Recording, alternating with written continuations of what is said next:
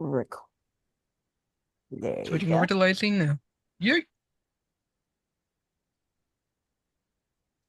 All right, stage is up.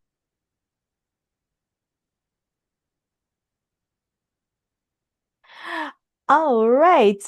Looks like we are live. Welcome, everyone, to the 54th episode of Gotta Spotlight with Liaserenityrose. I am your host, Leah. And of course, my guest of honor today is the fantastic and amazing HMK. Hello, hello. That was great. I am honored. I am so happy to be here. I apologize for the big delay, but it's so nice to finally be here. Thank you so much for having me. Yeah, absolutely. So, why don't you tell the audience a little bit about yourself, HMK? All right, no problem. So, hey everyone, I'm HMK. I do a lot of video game content creation in terms of YouTube, in terms of Twitch, social media, all that good jazz. And I mostly primarily focus on The Legend of Zelda, Kingdom Hearts, Super Smash Brothers, and pretty much almost everything under the umbrellas of Nintendo and Square Enix. But of course, I play a ton of other games, but those are like my main fortes and focuses. I love doing video game theories. I love bringing out the hype in people in terms of creating conversation, making people think, and just having an all around good time and just making everyone remember why they fell in love with video games in the first place. Awesome. Yeah, like I've been a huge fan of your content, Oh, HMK. thank you so much. And getting to have you here as a guest on my podcast is just it's just surreal. I'm trying to keep my fangirling to a low That's cool. low. We're just having a conversation. Like go for it. All right, but let's get started, shall we? All right, no problem. Let's do it. All right. So here's my first question for you, HMK. Like, tell us how you got into content creation. Oh, that is a loaded question that's gonna have like a whole like beginning, middle, and end. So way back when, like years ago, because I've been doing content creation for a good minute. And way back when I used to work at, if everyone remembers this, Blockbuster. And while I was working Blockbuster, a lot of people would come and they would ask me like, "What's your favorite?" Because I was in charge of the action section, the horror section, and the video game section. And constantly people would come and ask me, "I was like, oh, what's your favorite game? What's something you recommend?" And then after giving recommendations every now and again, I would always have people come and ask for me specifically, right? And then thankfully that got me a lot more shifts, and that gave me a lot of confidence in order to like think about the idea of, oh, why not like do this like in YouTube and whatnot. Because before that, I was always a lifelong gamer, right? I was brought up on video games. I grew up on Nintendo. I grew up on Square Enix. I grew up on Sega, Capcom, all that stuff. I've been playing video games as long as I can remember, and getting that amount of confidence from like working retail, Blockbuster and whatnot. And then I was also like a big fan of wrestling growing up, so I always had that kind of idea of like projecting you're like talking on the mic, projecting yourself. And I always would take speaking classes and whatnot. So like it was like basically like a combination of like so many things growing up that really got me into the idea of like, okay, let me try this. And then something finally clicked after working Blockbuster, after going through high school, college, stuff, where one of my favorite content creators ever, Angry Joe, I think of it as one of the biggest inspirations. Of course, I have a lot of inspiration when it comes to content creators. I have Angry Joe, I have Ego Raptor, Aaron Hansen, Yuri of Wind, and then something just clicked in my head when I was watching an Angry Joe video where I'm like, okay, if he can do it, then why can't I? Right? And Mhm. then I just went with it. I just went into it. I started like streaming small. I bought a camera. I started doing videos and interviews and whatnot, going to whatever like geek culture events that I can find. And then I just decided to tackle one of my greatest loves in terms of specific content video, because like the way my YouTube started was uh through Yu-Gi-Oh deck building and then doing interviews, going to conventions and whatnot. But then when I decided to focus on a specific video game, I made this video years ago called Top 10 Kingdom Hearts Characters, right? And Mhm. that video, that was back in the day where YouTube functioned, where the most popular version of a video would be labeled as the official video, even though it's not really official. But that's how YouTube ran itself years ago. And that video just like took off, and it became the official top 10 Kingdom Hearts characters video on YouTube. And then I just decided to keep hitting the iron while it was hot, and I just went on and on making more Kingdom Hearts videos, making more Zelda videos, dealing with theories, dealing with top tens, and eventually, like the perseverance through that caught on. I was able to grow a community, a fan base, and the rest is history. So that's pretty much how I got into the whole mess of things. Wow, that is, I always love listening to how people get started because everyone has like their own story. And I do agree with you. YouTube was way different back in the day. Oh yeah. It was a Does whole anyone here different remember ballpark. the 301 plus view counter? Oh my gosh, yes. I Right? remember I remember that. Yeah. Mm-hmm. I was in the early days of YouTube and I remember YouTube used to have messaging that Oh yeah. Oh, I have a funny story about that too. But yeah, YouTube messaging was crazy. Oh, okay. I see a question by Dolius the Wolf. What was your favorite announcement from the recent state of play? Ooh. Ooh, the recent state of play, a lot of us were like really, really considering like hoping for Kingdom Hearts. But my favorite announcement is very tough because the thing I liked a lot, like I really liked that show. The recent state of play that happened was really, really good in my opinion. Like there was only one spot where it was like I kind of rolled my eyes, and that was like the marathon segment. But other than that, there's like a lot going. I think like for what it means to gaming, I honestly think my favorite part of the state of play was the Konami section, where Konami just woke up, right? They were like, Yeah. oh, y'all remember us making games? Oh, you forgot? Okay, here goes, Metal Gear Solid Master Collection 2. We finally had Metal Gear Solid 4 like released from the PS3 jail. Then we get a new Castlevania, the first time in like over 20 years. We get a new Silent Hill, like after Silent Hill F just came out, and then an awesome looking brand new RPG. And that was really cool. Like other aspects that I really liked was Dead or Alive finally coming back, and then the God of War remake trilogy announcement. But I guess those were like my favorite points for those.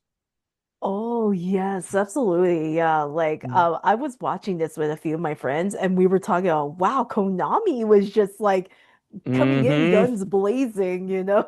Like they're like, yeah, you remember us? Yeah, we remember us, Yeah. the game company. We're gonna release this, we're gonna release Like no more this. pachinko machines. We're making games now, like we were Yeah. supposed to. Mhm. It was just like one announcement after another, and we're like, wait, is this another Konami game? Like we were Mhm. surprised. We were not expecting a barrage of like games coming from Konami from that recent state of play. It was It was just, really, really nice. yeah, Mhm. absolutely.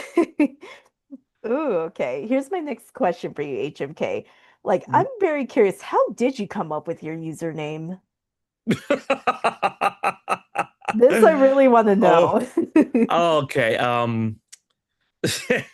That my username, like HMK, they're just letters. They are an abbreviation of something that I got in high school that just stuck, and that's it. Like, like they don't really mean anything. So a lot of people are like, "Oh, what's the secret? What's the secret?" And like, there really isn't a secret. It's just name like three letters I got, and then I made it my own.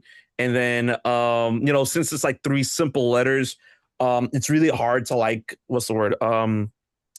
It was really hard to see. I'm brain farting here.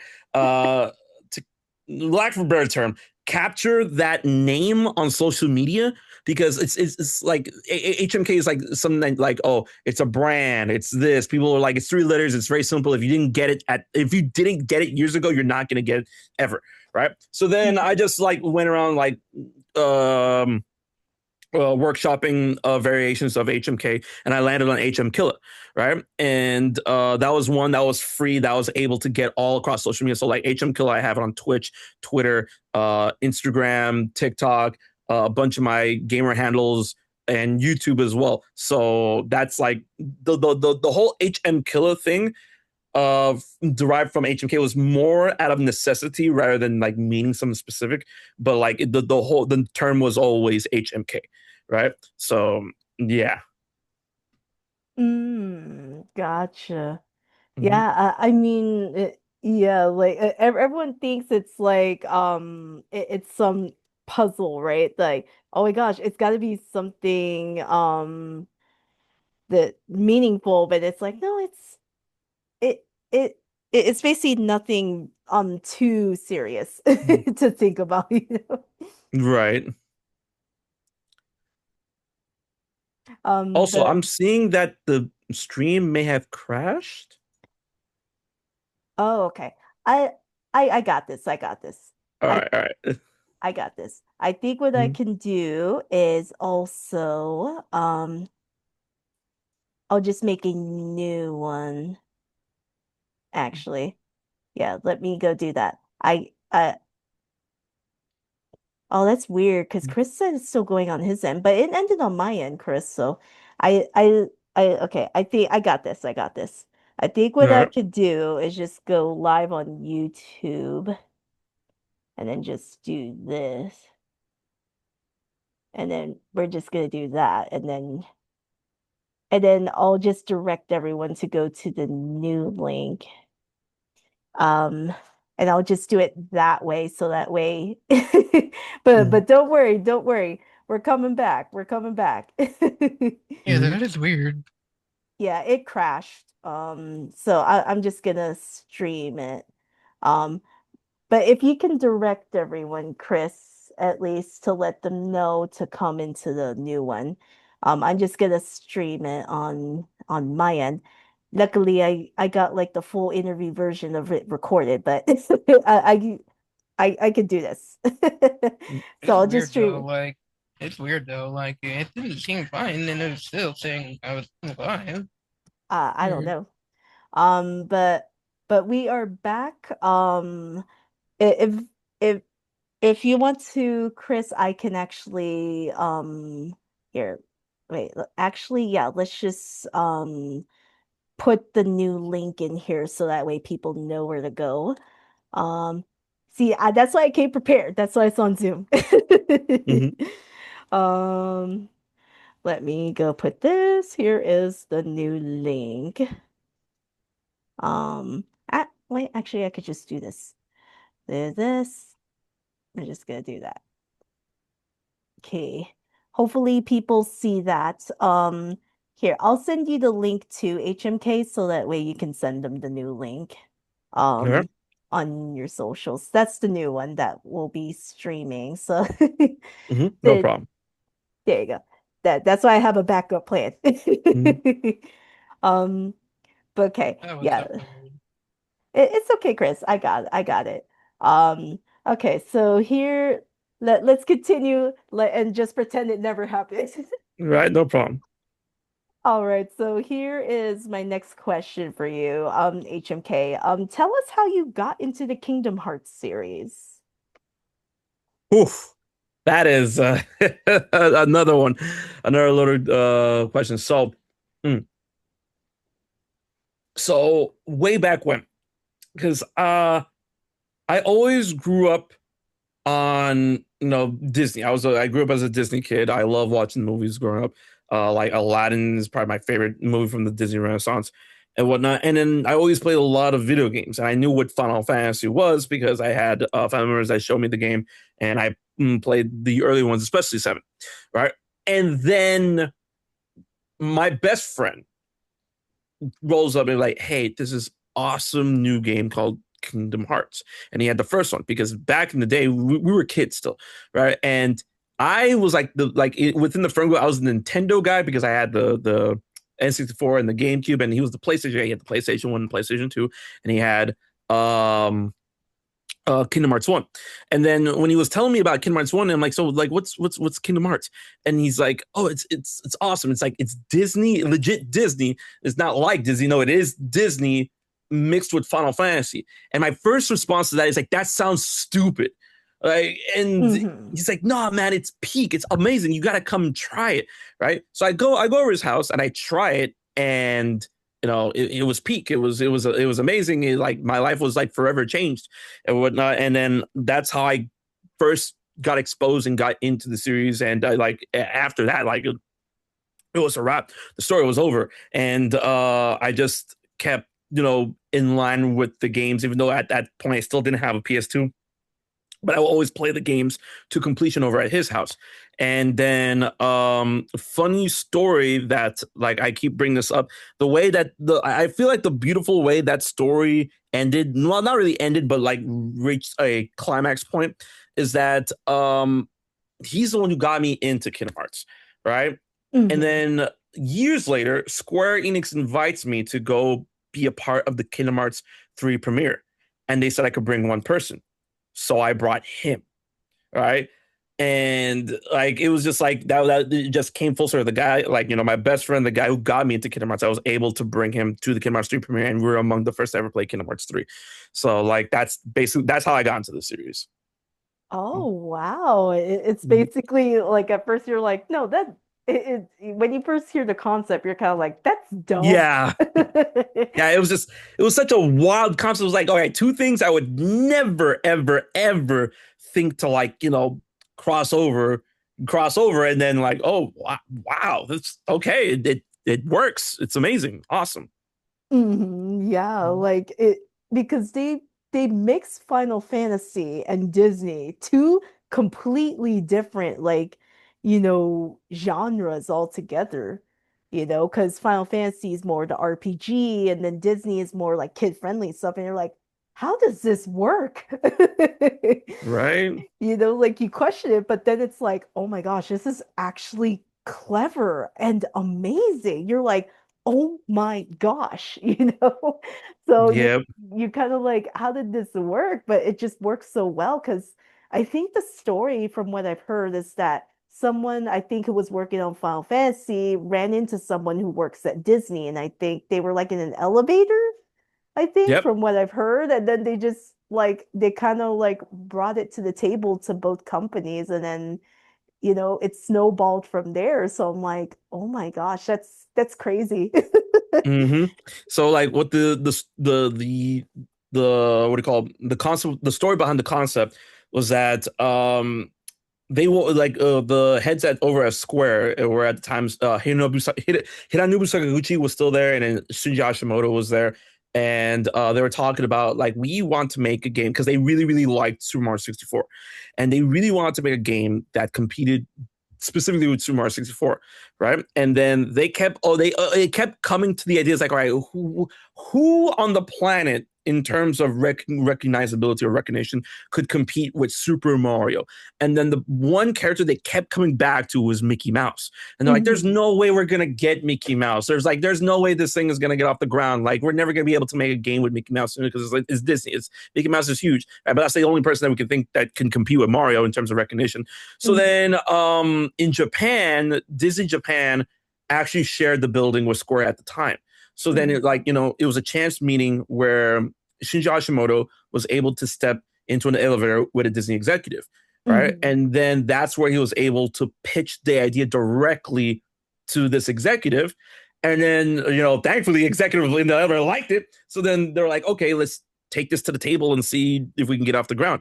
And they did. And then the funny part about that story later on is that if I remember correctly, Disney wanted Donald, I forgot which company wanted who, but Disney wanted Donald Duck to be the main character, and then Square wanted Mickey Mouse to be the main character.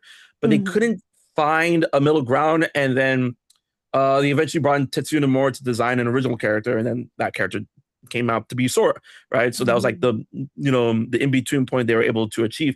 And that is so funny because the way Nomura got involved with this is that Sakaguchi and Hashimoto were talking like, who can we get to like direct this, right? Because Hashimoto, you're a producer, and I'm busy directing Final Fantasy, right? And then literally as that conversation was happening, Nomura was like literally walking by because at that point he was just a designer. He first was a debugger and then a designer, and he heard the whole conversation say, "Hey, I'll do it," right?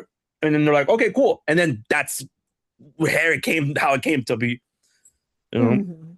it's Yeah. crazy. Yeah, yeah, it's like a Hmm. crazy world, right? And I think it's also a very full circle for me to ask you this, HMK. Like, what was all the emotions that you went through when you found out Sora was the final DLC character for Super Smash Bros. Ultimate? Oh my God.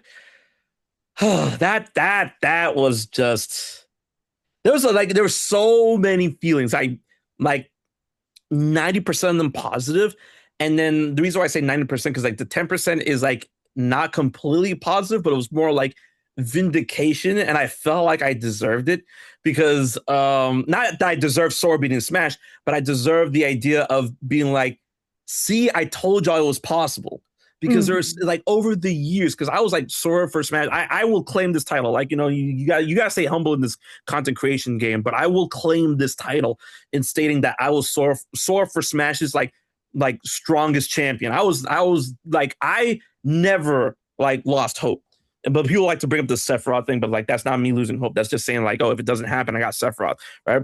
Hmm. But um, I've been like championing and clamoring for the idea of Sora to come to Super Smash Bros. And then I had that interview with Justin Scarpone, where he literally was able to tell me that it's possible, but like this and that has to like come to fruition in order for it to get off the ground.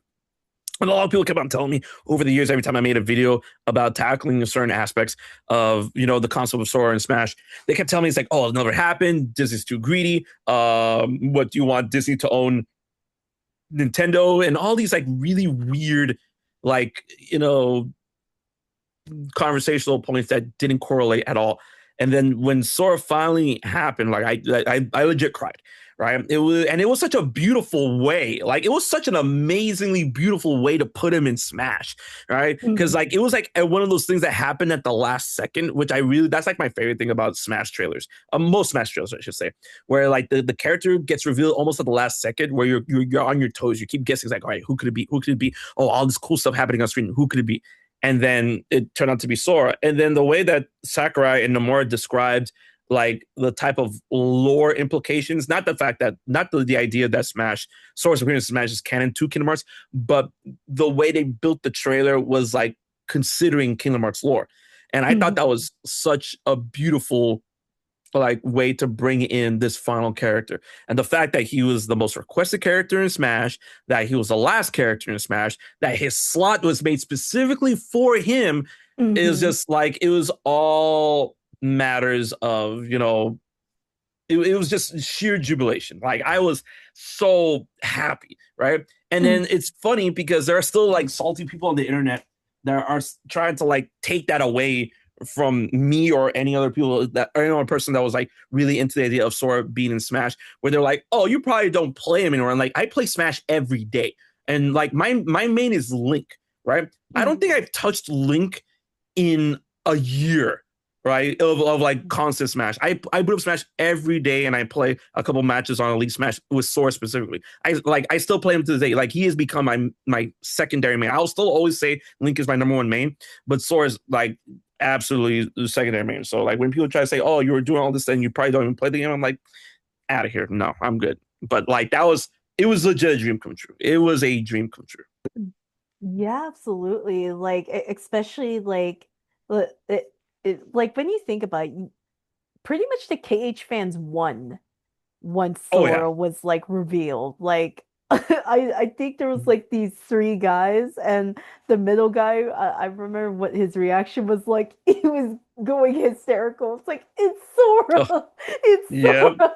And then they just start screaming like so much. And I'm like, oh, it's like the joy of what Smash Bros. Ultimate brought to the table because I think what's interesting, it's like you said, HMK.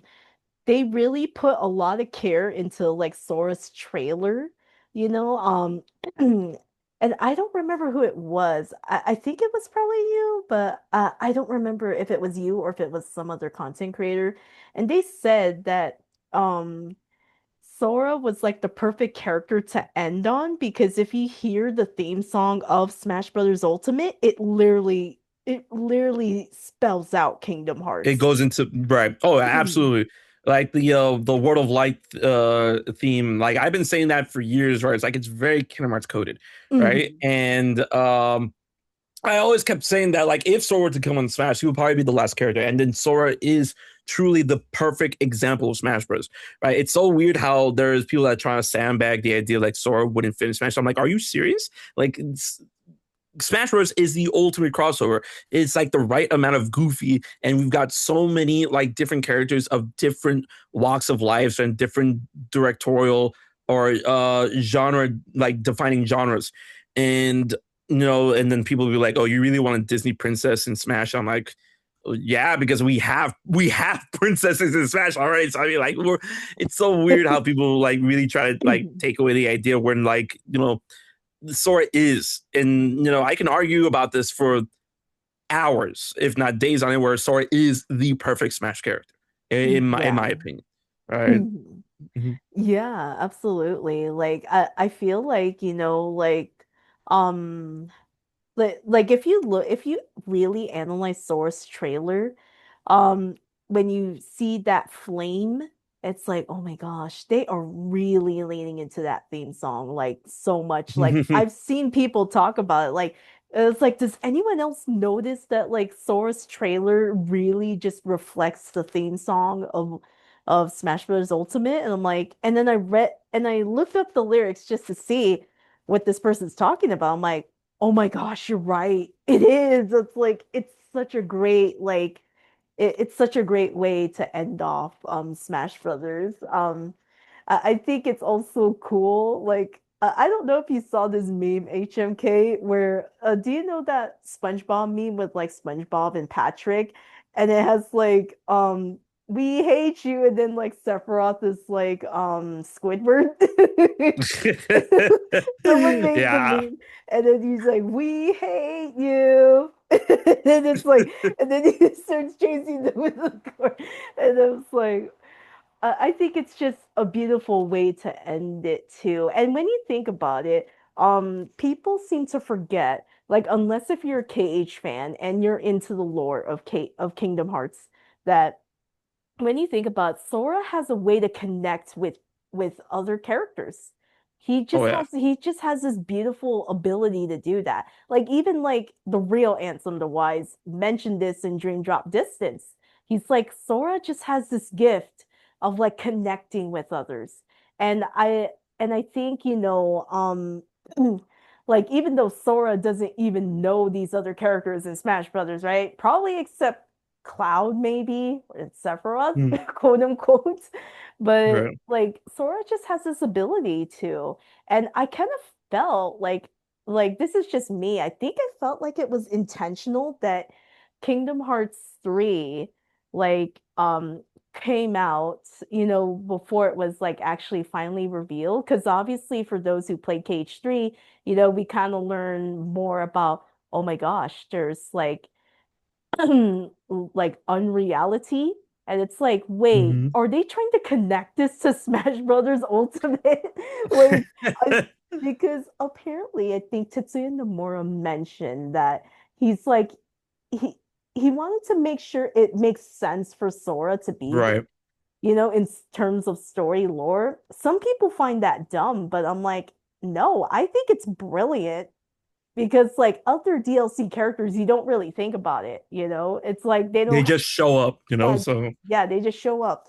And and when you think about it, Sephiroth kind of fits into like not getting invited. And it's like, no, I just invited myself and I'm just gonna bring despair.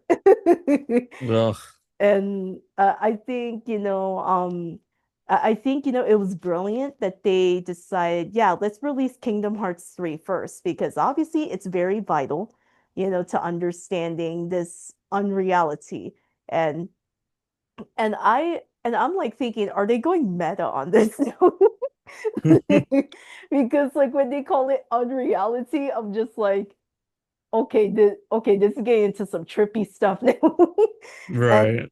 and when you think about it, if you know the story of Super Smash Brothers, they're actually just like amiibos. They're not the actual characters. Right. They're just being played around with. Exactly. Yeah, by a It's kid, just a right? kid playing around with toys, and that's what Yeah. the Master Hand and the Crazy Hand are.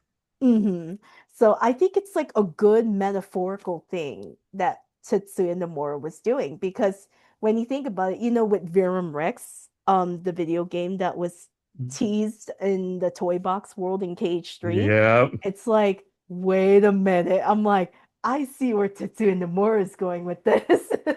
So it makes perfect sense. So I think it's like a poetic sense, if you really like think about how brilliant it is to incorporate Sora that way. And I'm like, this is so brilliant. It's like it's brilliant and and then now I just like to say, oh my gosh, does that mean Sonic's world is like actually there? In Kingdom Hearts, it's canon. It's You just know? like it's all like degrees of separation. It's just I have at some point they have crossed over, but then I Mhm. feel like maybe it's on the cards for the people higher up, like when it comes to like the people who control Sega or Square Enix or Nintendo or whatnot. But will they actually outwardly like say it and connect it? Like more than likely not. But it's always a fun thing to think about. Absolutely. Oh my gosh. Okay, here is my next question for you, HMK. What do you enjoy most about making video content? Specifically, like I really there's so many like not avenues, but there's so many steps to putting together a video. Right, a lot of people really think it's just like, okay, you turn on the camera and you record and then you just upload to YouTube and just go. No, there's like a lot of intricate aspects in terms of like content creation. Yeah, of course you got for those that make more, I would say, uh mm, I'm looking for the right term, but more thought out videos. Like there has to be a script, there has to be brainstorming for said script.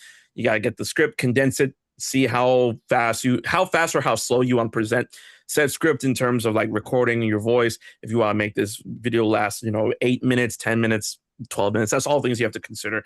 And then, after that, here comes the editing, right? So like I really, really like editing in terms of like, bringing to life my vision for like what I want to put for a specific video, because a lot of times when I'm like in the script writing process I always visualize it and then try to match what I visualize as I'm writing the script out when I get to the editing phase.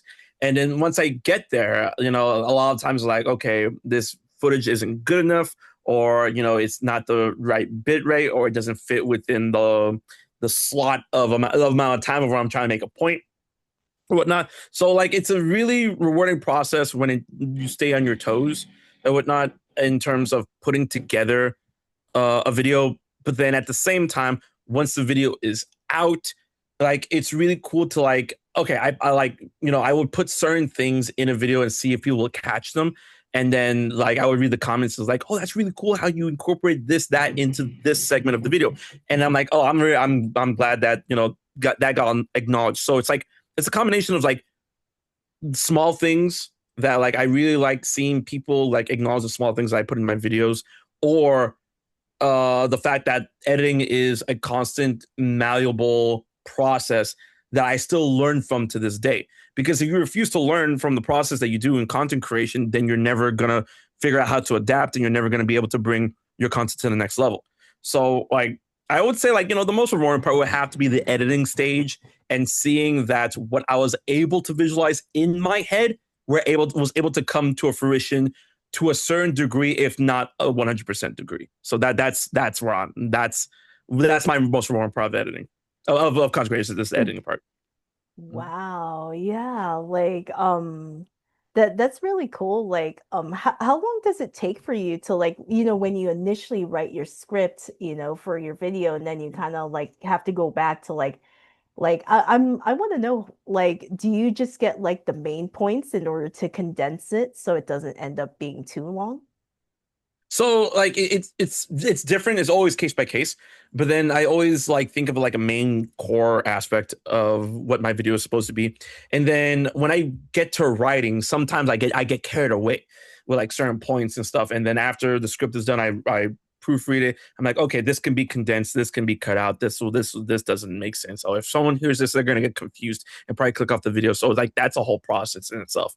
And it once again, it really depends on like what I'm supposed to convey in a specific video because all my videos are different. I do like top tens, I do theories and whatnot. And when it comes to like a top 10 video, I try to get the point across as quickly as possible in order to help retain that focus and audience retention when they look at a point where I'm like, okay, here's number 10. I am talking about Roxas's Keyblades. And I don't want to like, go too much into detail because people know that, oh, you have 9 more of these things to go through. And I don't want to like, waste too much time. So that's like one way of looking at that specific video. But if I'm doing a theory, then I try to be articulate as possible because a lot of people do this kind of strategy, and it's a strategy that I personally don't vibe with because then assumptions happen, and assumptions create dissension, and dissension creates arguments, and then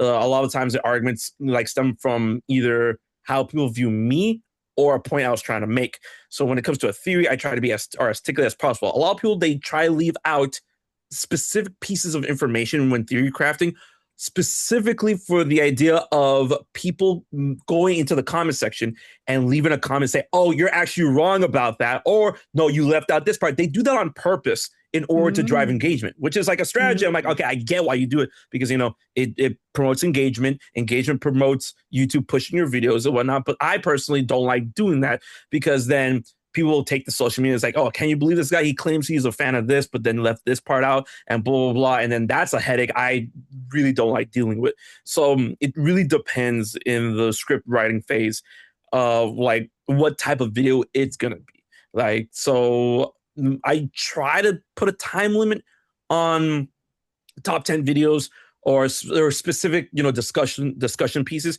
But when it comes to theories, it's like, listen, if I keep thinking it and if I keep writing it, this thing is going to go on as long as it possibly can. Right. So that's like the big difference to that. So like, I couldn't really give you like a good, like set amount of time. Right. And especially when it comes to something that like, oh, if I have the whole idea in my head, I can write this thing out in like, under an hour. Right. But if it's like, if it's a concept in which the idea blossoms as I'm writing, then that could take up the whole day. So like, it's really a coin flip. Very interesting. Ooh, okay. Looks like I see a question in the chat by Shadow_Wolf475. What was the first video game you ever played? Oh, that's an easy one.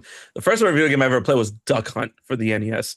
Ooh. And with the Zapper, I thought the Zapper was the coolest thing ever. And it's funny because as a kid, I was always a really, really inquisitive kid.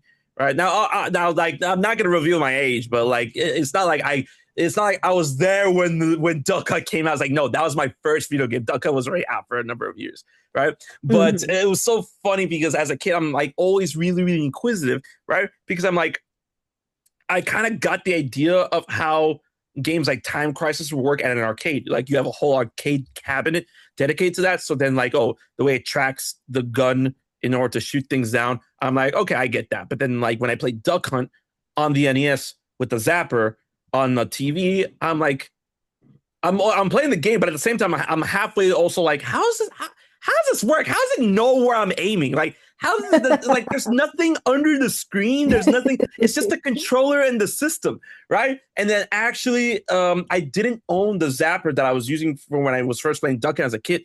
And I actually took it apart, and it was my cousins.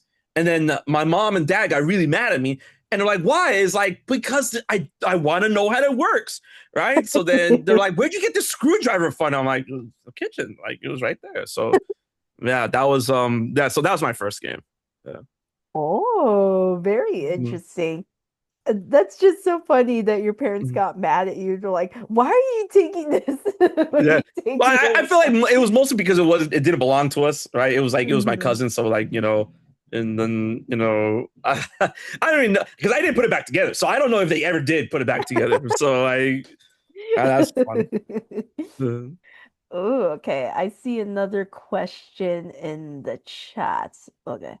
By Nitroblogs 3539, HMK, why is Tara your favorite character in all of fiction? They're trolling. I know who Natural Blogs is. No, no, I genuinely despise Terra for like from Kingdom Hearts. Like he's like that worst character. No, okay, I'm not gonna say. You know what? I'm gonna say it. Yeah, no, I'm just gonna say I don't like Terra. I hate Terra. He's important to the Kingdom Hearts series, and he's actually quite fun to play. And he's one of the strongest Kingdom Hearts characters in the lore. I'm not gonna take anything away from Terra, but I hate this character. And I feel like I get I get a lot of smoke because they're like, oh, because there's people like, oh, Terra's my favorite. Oh, I love Terra. I'm like, that's cool. That's valid. That doesn't make you less of a person.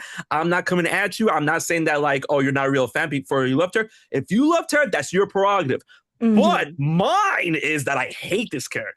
Right. And I feel like this character is written. This is my personal opinion. This character is written in order to be insufferable. You're supposed to root against this character. You're supposed to be like, what are you doing? What is going on? Why are you doing this? Like there is like I feel like in Birth by Sleep, Aqua, Terra, and Ventus were all written in a certain way in order to have all their faults on blast. But then Terra's is more than like obviously more on blast than the others because I mean like he becomes Terra Xehanort. It's because of his own faults that like we have to deal with all this nonsense in Kingdom Hearts, which people say if it wasn't for him Kingdom Hearts would exist, which is true, right? But that doesn't negate the idea that I can dislike this character because of that. It's like dang, we didn't have to go through all this nonsense because of your antics. Oh, you're not a Keyblade master? That's crazy, man. So, yeah, like his choices were definitely very, very questionable. Oh yeah. Yeah, but you gotta admit he like the armor, like the lingering will fight. Oh my gosh, in Kingdom Hearts 2. Oh, it was amazing. Yeah. Oh, Yeah. I love that fight. That fight was good. It's like it's a very big testament of how well designed secret bosses can be. I feel like Square Enix, specifically the Kingdom Hearts team, are like masters at that when it comes to the numbered games, right? Yeah, so the Unknown, Lingering Will, and Yozora, they're all amazing examples of well-crafted, extremely hard secret bosses that I feel is only comparable to that of like Soulsborne bosses, right? Now I can't say that's all. They're all good because I mean we now like we have the mysterious. Wait, okay, no, it's the mysterious figure in Kingdom Hearts 1. It's the Unknown. Young Xehanort is called the Unknown in Birth by Sleep. That fight is poorly designed. Don't even get me started on Julius from Dream Drop Distance. So there's some poorly designed secret bosses, absolutely. But Yozora, Lingering Will, and the Unknown is a mysterious. I keep getting those two confused. So it's the mysterious figure in Kingdom Hearts 1 and the Unknown in Dream Drop Distance. But anyway, Xemnas in Kingdom Hearts 1, Lingering Will in Kingdom Hearts 2, and Yozora in Kingdom Hearts 2 are all amazing, well-crafted bosses that are like, they're great. They're fun, and I will fight against them any day of the week again, over again. Yeah, I think it's also a testament that the KH development team was also very smart because Kingdom Hearts 2 came out before Birth by Sleep, and they decided, oh yeah, that secret boss, the Lingering Will that you fight in in that portal thing at Disney Castle, like literally, and I was like, who is this? And then you learn about who it is, in Birth by Sleep. Right. So I think they do a good job of like you just see the words on the screen. And I'm like, who is this character? Yeah. That's like one of my favorite things of like Kingdom Hearts storytelling. Is just like, okay, this boss is like very mysterious, but it's going to be a very big deal later, so I really, that's one of my favorite things about Kingdom Hearts, honestly. Yeah.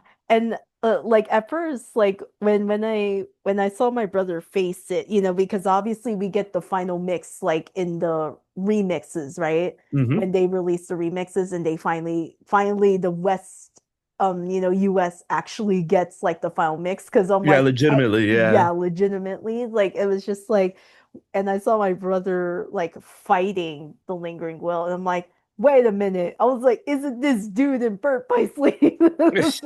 Like, because obviously, when I saw and then it was so intriguing because it's like, whoa, how does Terra's will go into his armor? And it's like that fight was like so interesting in Birth by Sleep because like literally like Xehanort like forces Terra's heart out of his own body, and then he's like, "Wait a minute, how did this armor come to life?" And it's like, and it's just such interesting storytelling, and obviously now that we know it's Terra, I think that dialogue like the lingering will's like, you're not the one that I chose. And I'm like, hmm what did he mean? And then it's like, oh, because he Oh chose yeah. Riku. It's like that makes hmm sense now. And I think the very surprising thing is finding out that the what do you call it? The guardian that we fought in Kingdom Hearts was actually Terra. And I'm just Terra, like that it's shocked it's like me. derivative of Terra. Yep. Like And it's funny that. because that's actually one of the most popular theories that's been like in the ether for years, right? And to see that Mhm. actually turned out to be true in Kingdom Hearts 3, I was like, dang, so that Terra, that the Terra lingering wood, the Terra, what do you go, Guardian theory was actually true. Uh, that I Yeah. know whoever came up with that theory first was like, oh yeah, jubilations. I see, I told y'all. Like that was like very shocking. Like the fact that a theory came true. Because I hmm heard about it too, and I'm like, and people pointed out, oh yeah, I think it's like in Riku's story in Dream Drop Distance that you see the Guardian reaching out to Riku. Yep. And it's like, When he holds up the Keyblade, yeah. and then I'm like, wait a minute. I'm like, did Riku catch on to this? That's what I'm wondering. I'm like, I don't know. What do you think? Do you think Riku caught on to something when the Guardian tried to reach out to him? I think that it was after the fact. Like if Riku did catch on to the idea that Terra could have been in there and whatnot, because I mean, like he did state right before the fight happened, he's like, you remind me of someone, a promise I made when I was really little, when he was talking to Ansem, which was always confusing because Ansem, the Seeker of Darkness, isn't using like Terra's visage. Right, that's Hmm. like it's been on record. Nomura stated that Ansem, the Seeker of Darkness, is what Zeno looks like at his prime in his 30s.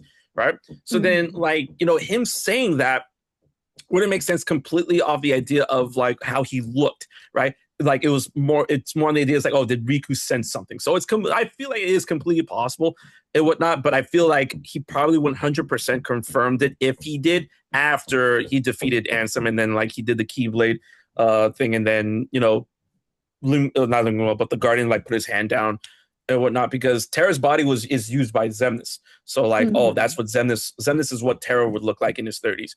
So Yeah. I feel like there's probably a lot going on there. Absolutely. Yeah, like I find it funny that like when you do that fight, with Terranort and Vanitas, in Cage 3 when you're fighting it, Mhm. and then when you get to the scene with like Terranort, and it's like how like Terranort's like wondering like, and the fact that Sora's not even questioning this, he's not even He's like, questioning no, I've seen some stuff before. Like this ain't new. Like because he knew exactly what to do afterwards. Like Terra, no.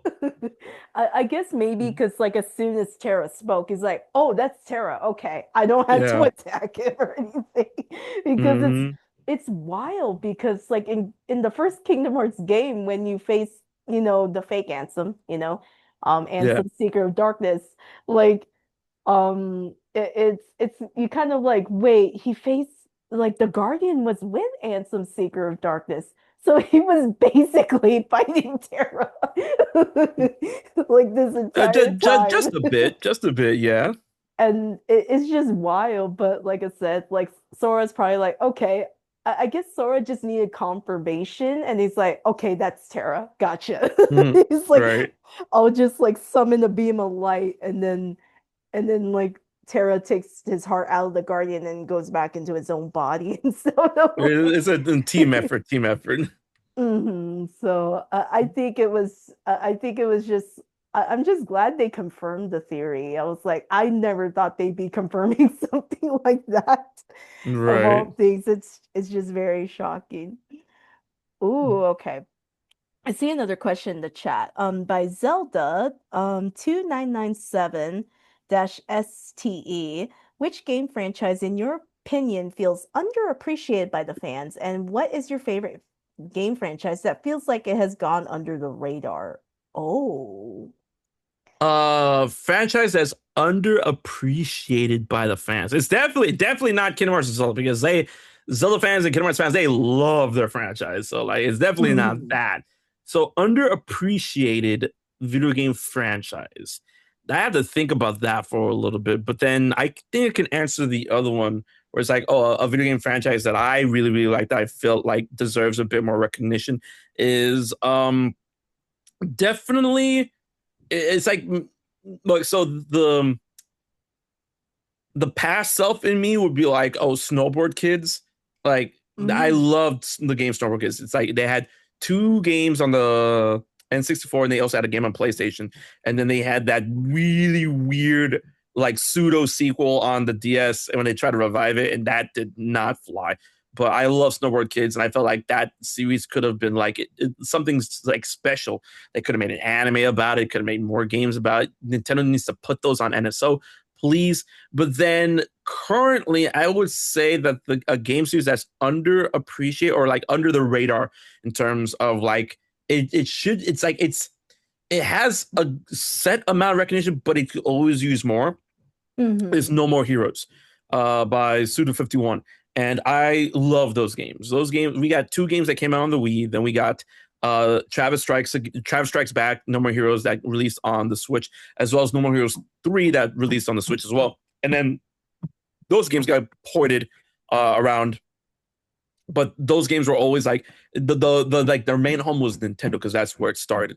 And those games I felt like could definitely use a lot more love in terms of promotion games. I mean, like you can play all the games on the Switch 2 right now, but I would love a No More Heroes 4. I would love things like a manga, like an anime, other aspects, right? And I feel like that's a series that should have blown up a bit more than it did. Uh, but that's just me. But then to answer the other part of the question, when it comes to a series that's underappreciated by the fans, that's really hard because I mean, you know, you have these video game series that are series because they're able to like spawn multiple games at least. But then you know what? I'm gonna just take a shot in the dark and say that considering where the series is at now, I'll say Soul Calibur. I feel Soul Calibur was not appreciated enough by the fans or by the industry in general because Soul Calibur 1 came out and it was like it changed it changed the game in terms of fighting games. It got like 10 out of 10s across the board. I'm pretty sure Soul Calibur was the first ever Famitsu game. Is it? No, that can't be right. But Soul Calibur was like I forgot what publication it was, but it was like their first ever 10 out of 10 game or their first ever like perfect score game. And it's like that game was amazing. Then Soul Calibur 2 came out and it was on multiple consoles, had multiple guest characters. That's this game that really like solidified the idea of bringing wild guest characters to your franchise and having it come to great results. Now like everyone's doing it and stuff. Like we got Tekken crossing over multiple franchises. We have people can argue Marvel's Capcom existed before Soul Calibur. I'm like, yeah, but I mean like the whole game was built on that when it came to like X-Men versus Street Fighter and that. But then you have this series that has like one huge character that shows up as like, oh wow, you're in Soul Calibur. Like Link in the GameCube version. We have Yoda in the Xbox version of Soul Calibur 4, Darth Vader in the Soul Calibur in the PS3 version of Soul Calibur 4. We have Ezio in Soul Calibur 5. We have Geralt, who was like the first main crossover character in Soul Calibur 6. And now I'm out here still waiting for a Soul Calibur 7. So yeah, I guess that will be like, my answer to that. Mm. Yeah, yeah, for sure. Like I haven't heard anything about Soul Calibur in a long time. Mm-hmm. Um, so So it's quite intriguing that you mentioned Soul Calibur, and I did enjoy their like guest characters, Oh yeah. that they had. Like it's like, whoa, I did not expect this. Hmm. For because I think wasn't it I think I might be mistaken. Was Link one of those guest characters in Soul Calibur, or was it a different fighting game No, that it was Link. Link was in Soul Calibur 2 on the GameCube version. Xbox okay. had Spawn, and then PlayStation 2 had Heihachi from Tekken. Okay, gotcha. Oh no. I this is an interesting question. Oh goodness. It's from Dark Suji. They're like saying, why is Roxas better than Sora? Oh no, that's opening a can of worms. Oh, it ain't for me. Roxas is better than Sora. Like that. This is Roxas is the best Kingdom Hearts character. There's so many reasons why, in my opinion, he's better than Sora.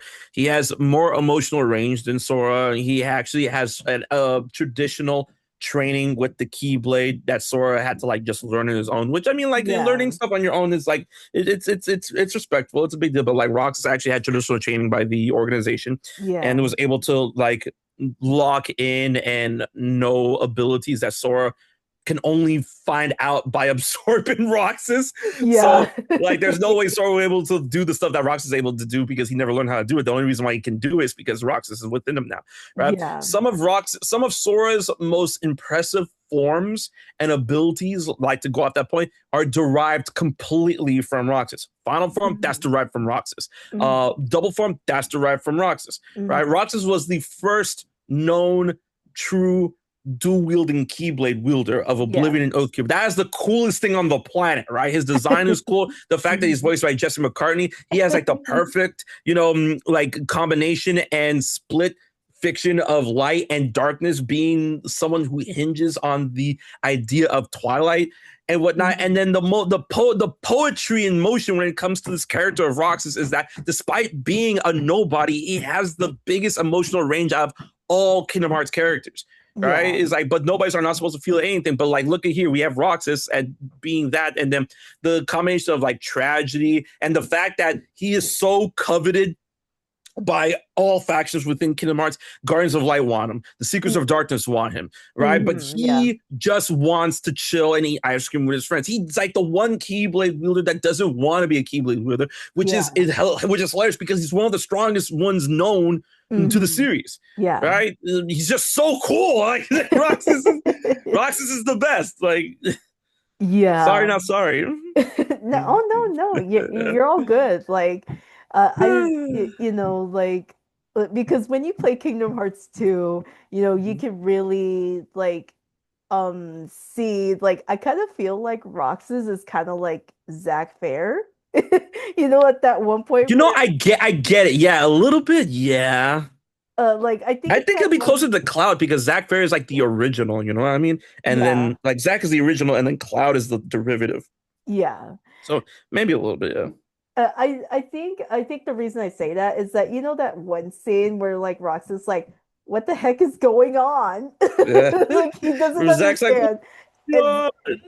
and Zach is like that too. So I mean like they're both like realistic. Like if I was in Roxas's shoes, like finding out, wait, this town isn't the real one. It's a digitized version of the real one. Yep.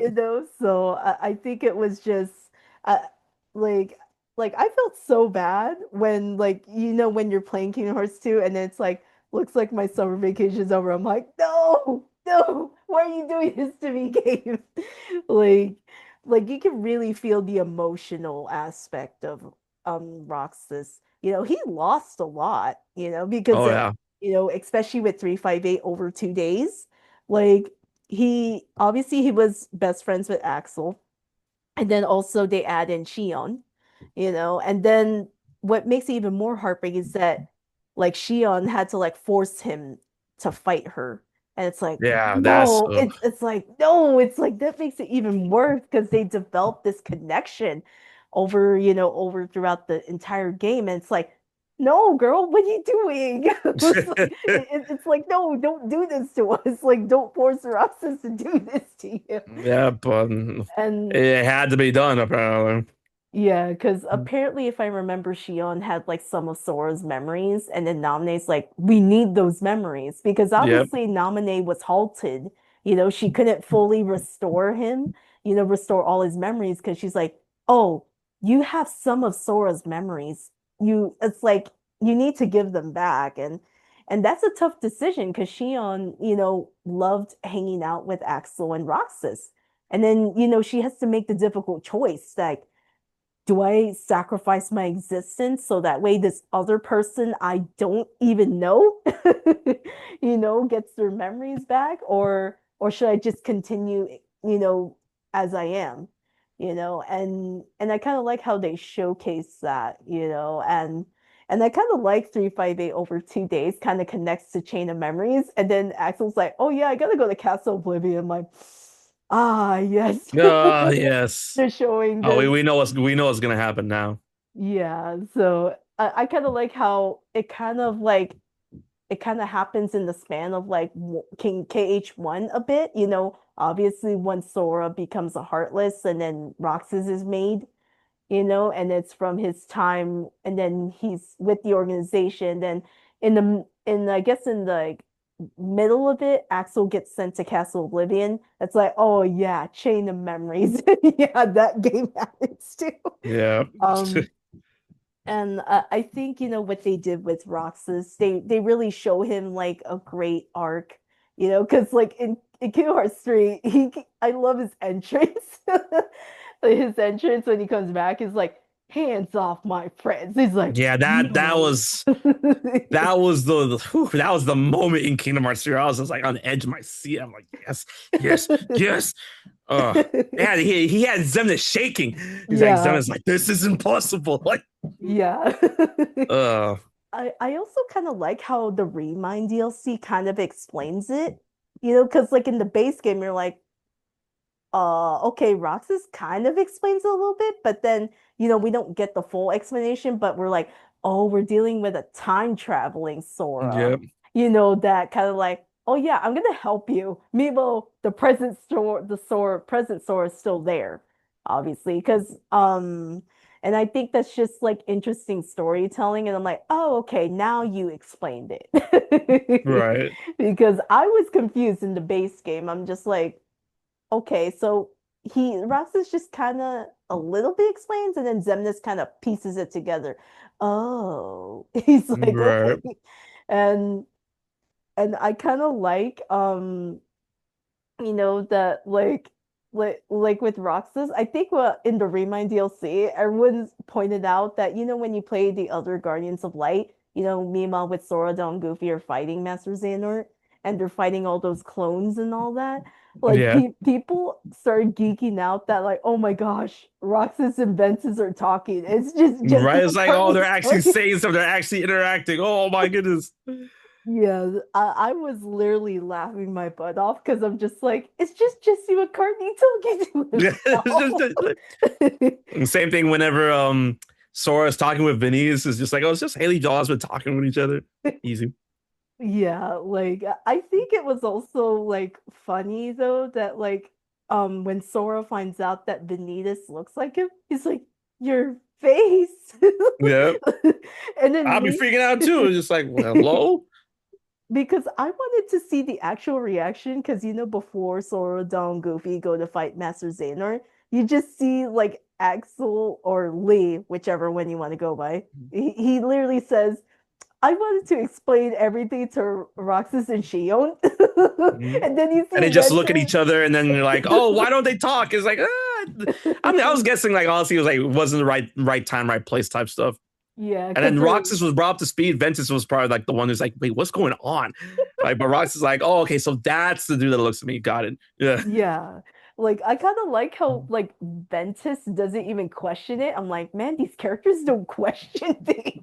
And it's It's so like, yeah, no, funny. it's all, we've seen some stuff. It's just another Tuesday.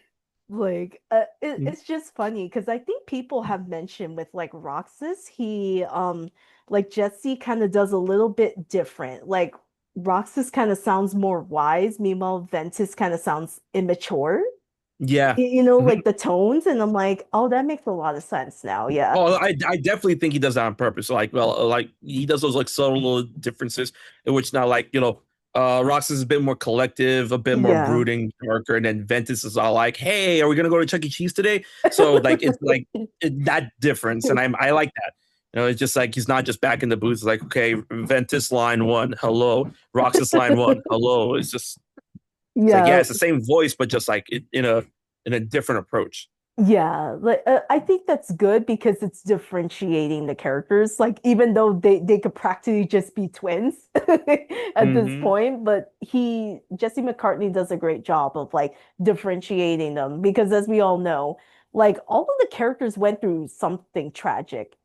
Oh yeah. Like I would say both Ventus and Roxas equally went through like a lot of tragic stuff.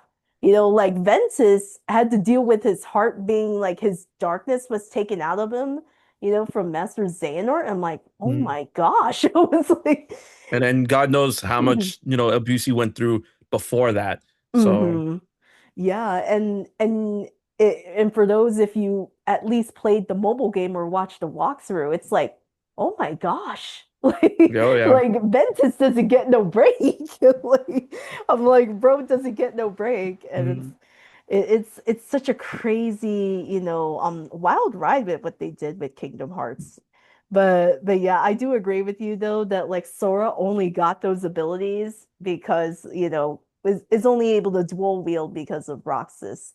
Oh, yeah, Uh absolutely. yeah. Because I'm presuming Roxas at first couldn't dual wield until he absorbed Shion. Is that the case? Because I think that's the So case, right? Or I it's don't it, know how. it seems that it was like completely natural that Roxas is able to sync a blade because he wields like the blade of his own blade and Ventus's blade. But then what was keeping him from unlocking that full potential was Shion. Shion's existence was like kneecapping his own growth. And we've seen that throughout the game Mm. days where like, okay, Shion gets stronger, Roxas gets weaker, and then like one had to go. So when Shion got reabsorbed back into Sora or Roxas, when it comes to like Shion's existence coming to an end, Roxas was able to like get his full power back. So because like a big Mhm. misconception that happened for years, right, was that Roxas, the second Keyblade he wields is the Keyblade he took from Shion. Like he defeated Shion and like was able to absorb her, and then that's the second Keyblade. He's like, no, his second Keyblade was always Ventus's Keyblade. That's why he's able to dual wield. Because he holds like Ventus's essence within him, as it turns out in Birth by Sleep. And Mhm. then the only thing stopping him from doing that naturally in the beginning of 35 days was Shion existing. After Shion just, ceased to exist at that point, Roxas was able to do it like no problem. Okay. Yeah, because if I remember correctly, wasn't it like that was their intention was to have Shion like absorb Rox's power, I think? So they like the organization's attempt was just like, all right, we're gonna control Sora through the replica program, but then they because that's what they were planning to do since Chain of Memories, but then they really got lucky with Roxas coming into existence because that Mhm. wasn't part of the plan. But then they got Roxas, and I'm like, okay, we have Roxas, but we're still working on the replica program, and we still came up with Shion number I, and then Mhm. Shion started to get her own personality Mhm. and was able to summon a Keyblade on her own. So then at that point, the organization was like, okay, this is good. Our bases are kind of loaded, so like whatever works out in the end is what we're gonna go with, right? And that's what Mhm. Zemnis was like, just dealing with. But then they want to expedite that process, like, all right, we're gonna need one of them to kill each other, so let's just put them against each other, and then that was like the later half Yeah. of the tragedy that is 358 Days. God, such a good game, and Mhm. yeah, so that's what they're aiming for. They were like either through Roxas or either through Sora. Not either through Roxas or through Shion, they were trying to control the Keyblade's power. Right? Mhm. Because at that point, the only person that they were able to like know for a fact that had the Keyblade was Sora. Like, Mhm. Riku was running around with Soul Eater that have yet to like truly manifest as Way to the Dawn. And then Mhm. the like Terra Aqua and Ventus were in the wind. So like, okay, we have to focus on this. Ah, okay. Mhm. Oh, okay. I see. Another question by Shadow underscore Wolf 475. From best to worst, what's your ranking of all the Norts? Are you talking about the boss fights, I'm presuming? I'm thinking they're talking about like the Nords, like whoever got Norded, like Oh, okay. or I'll just go for like the actual Nords because I mean like Xehanort did Nord a bunch of characters, but I'm just gonna go like straight up Xehanorts like young Xehanort, Terra Xehanort, old man Xehanort, Xemnas Ansem, and that's it. And people like to separate Apprentice Xehanort, but that's just Terra Xehanort. So if I Yeah. had to list them, um, it would go from from least to greatest. I would put or least favorite to most favorite. I would go Terra Xehanort, then Ansem, the Seeker of Darkness, then a, because I'm gonna count Apprentice Xehanort and Terra Xehanort as the same person. So like it will be Terra Xehanort, Ansem, Seeker of Darkness, then Master Xehanort, then Young Xehanort, then Xemnas. So Xemnas is my number one with Young Xehanort right afterwards, and Mm, then at the bottom would be Terra Xehanort. That mm, those are my ranking of the Norts. interesting. Because I know that like a lot of people love young Xehanort. Oh Um, yeah, Ben Diskin, he's great. Like, uh, yeah, I actually met him like many mm-hmm. years ago. So I got to meet young Xehanort, and I was like, this is the same dude who voices number one and number two in Codename Kids Next Yep. Door. I was like, that dude got range.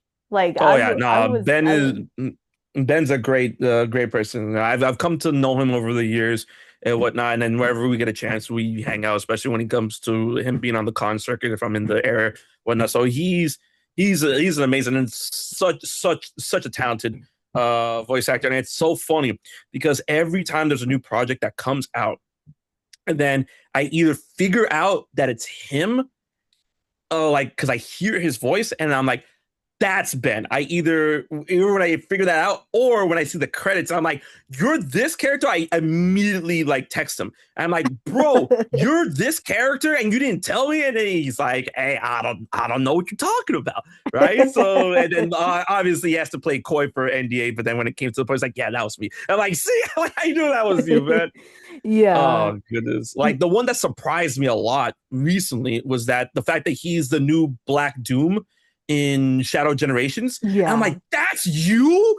And he's like, yeah. And I'm like, what the bro? I thought they still had Sean Shamel do that. That's you. That's crazy. I could not hear that with you. I'm like, was that did it hurt? And then he was telling me that in order to do the Black Doom, he could get his voice deep because he does a lot of deep characters. But when it comes to like that deep raspy voice he has to do for Black Doom, he has to go deep, but then he gargles a lot of milk in order to like coat his Oh. throat in like dairy and then would hit the recording boot and then do the shadow. Like I'm like, damn, that's wild, bro. I'm like, damn, that's crazy.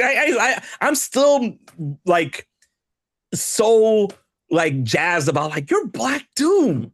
You're Black Doom. So like you're like you and Kirk Thornton, like Kirk, because Kirk Thornton voices Shadow. I'm like, so you and Kirk Thornton are back together, and well, because you were young Xaner and he's Syx, and now you guys are back together again, Black Doom and Shadow the Hedgehog.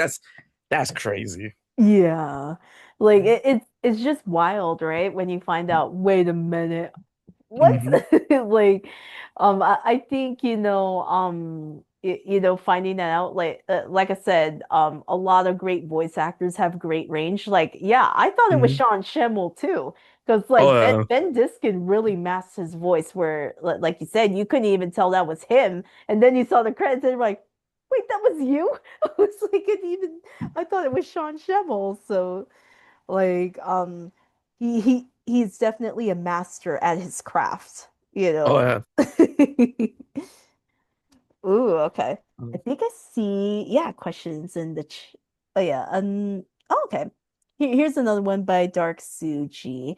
What YouTuber inspires you to do what you do? Who still inspires your work? Is YouTube changing for the better or worse for content creators? Wow, that's like a whole barrage of questions. That's a loaded question. That there's a lot to that question. I feel that's like a three-piece meal. All right, hold on. Let me work on the appetizer, and then we'll get to the main course and maybe the dessert afterwards. All right. But I asked this earlier in the interview, but the content creators that inspire me, oh, I'm sorry, that inspired me to start doing YouTube way back when was Angry Joe, Aaron Hansen, aka Eagle Raptor, and Yuri of Wind, right? And I still watch their work to this day, and I think they're all like amazing, content creators in different aspects in which how they do presentation, how they tackle certain subjects and whatnot, and they're just their range of creation and whatnot. And then I've actually had the pleasure of meeting both Aaron and Angry Joe. I've yet to meet Yuri of Wind in real life, but we've come to know each other, and we message each other every now and again. But then, of course, they still inspire me now. But I would say the people, like the content creators that inspire me, like in the now in the next generation, is that of course a lot of my colleagues. I look up to a lot of my colleagues that I've worked with before, that we've done this content creation side by side. All the key keepers, Sarah, Sky, Dean, Jared, and then a bunch of my homies within the Zelda Nintendo community. Right, they all inspire me. Austin St. John, Philly Beats You, Commonwealth Realm, Zeltic, Zelda Master Luke, Monster Maze, Tyrell Gamer, Dr. Wiley. There's so many people that continue to help me, like, keep up with this nonsense that is, content creation. And of course, one of my big recent inspirations that I've come to call one of my close friends, Fifi. Amazing VTuber. She shoots for the sky and comes down with stars every time, and that's just so inspiring to me, like what she does with her journey and her work. So like that's another one. And then so that those are the content creators that inspire me. And then when looking at the whole of YouTube, like the landscape, it's like YouTube is constantly changing, and that's something that people need to have had understood years ago. Like you can't like just go in the idea that like, okay, I'm gonna do YouTube and this is what works today, and I'm gonna keep doing it for forever. You can't, because YouTube and its algorithm, and not only just YouTube and its algorithm, but also the people that the people that consume the content in terms of content creation are constantly shifting in terms of like how much they watch, what they watch, when they want to watch it, how they want to watch it. And that's something you have to keep on top of if you ever want to enter this game. And I will say this, that I'm not is like it to say that it's changed for the worse is like there's no nuance to saying something like that. What I will say is that it is changing more rapidly and rapidly as time goes on. And if you guys are hearing any of that, I apologize. There's roofers on my roof. But the game and how the landscape of YouTube is constantly changing, is changing faster as time goes on. So that's something that you have to be aware of, and you have to, keep track of, because if you don't, you will get left behind. Right. And another thing to note that this is as true as it was back then and as true as it is now, is that in order like to get far in this game, obviously a good chunk of hard work and consistency goes into it, but for the most part it's luck, right? And that's something that you have to acknowledge. So if anyone wants to get into this game, I implore you guys to start this as a hobby, and if and when it takes off, then if you want to put more of your time, money, resources, or passion into it, then your foot's in the door at that point. So that's what I hope that covered everything. Nice, Mhm. nice. Ugh. You guys are asking some great questions in the chat Mhm. here. Like I was just like, oh, Some I was paragraph questions. yeah, that one I was like, whoa, that was a loaded question. Hmm. Ooh, okay. Where's my next Oof. question? Oh, okay. Here's my next question for you, HMK. Is there a Kingdom Hearts character you relate to in terms of personality? Oh, absolutely. A lot of people say, "Oh, your favorite character is Roxas." Ask me Roxas. Like, no, it's like, oh, like you identify with this person, this person. The character I identify with the most in Kingdom Hearts is Zigbar. That that character is just like, yeah, he's laid back, but he keeps his ear to the ground. He likes staying aware, but he doesn't. He's like someone you can chill with, crack open a beer, have some laughs, crack a joke, but then he's always locked in whether you think so or not. And that's something that I feel like, like it personally identifies with me. I'm like, oh, that's definitely like my vibe and whatnot. And you'll always see him smiling. There's like just very rare instances where he's like taken aback and whatnot, and he's always playing like all the cards he can. He always makes sure that he always has like a backup plan, something in his back pocket and whatnot, and he doesn't forget where he comes from. So yeah, like it definitely have to be Zigbar. Yeah. Oh, Mhm. yeah, like I think, I love the plot twist they did in three, where it's actually Yep. revealed that, oh yeah, it's like He's like, by the way, I'm Luciu. Yeah. So like, I was like, wait a minute, what? It was mhm. I think it was just brilliant because I don't think nobody suspected him. Like he played his role pretty well where he's like, oh yeah, I don't want anyone to know who I actually am. You Right. Because I always thought that Zigbar, like ever since Kingdom Hearts 2 and then in 358 Days, I always knew that Zigbar was important, and like him and Xehanort were like the like obviously like number one, number two, and he's Xehanort's right hand man. So Mhm. like and then we see like their history in Birth by Sleep. It's like, all right, now this guy's important, right? But then Yeah. after playing Birth by Sleep, you kind of have the idea. It's like, okay, he's important, but like there's probably nothing huge in terms of mystery. He's just like some dude that like, okay, now I vibe with this and I'm gonna be in that realm. So I always knew he was gonna be that important, but then when the Lucian reveal happens, like I didn't know he was gonna be that important. I'm like, Yeah. okay, all right, Zigbar. I rock with it. All right, so like I always knew it was gonna be, I always knew he was gonna be important and probably still be important because we never actually saw him, fade away during the Keyblade War. And I'm like, and I'm playing the game and I'm like, okay, they did that for a reason, so I'm pretty sure he probably isn't dead. And then we see him in that, and then we turns out that he's Lucian. I'm like, wow, all right, Yeah. cool.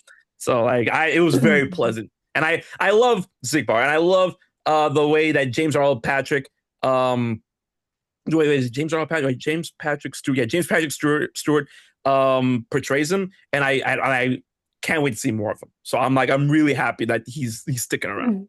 Yeah, yeah, for sure. I kind of like how he kind of just played like, I just want the Keyblade, so that way no one would suspect that he's Luciu, because Mm-hmm. obviously Luciu's role was to like pass down the Keyblade, the no name, right? If I remember the name of the Keyblade that the Yep. MOM gave him, it's like you gotta pass this down.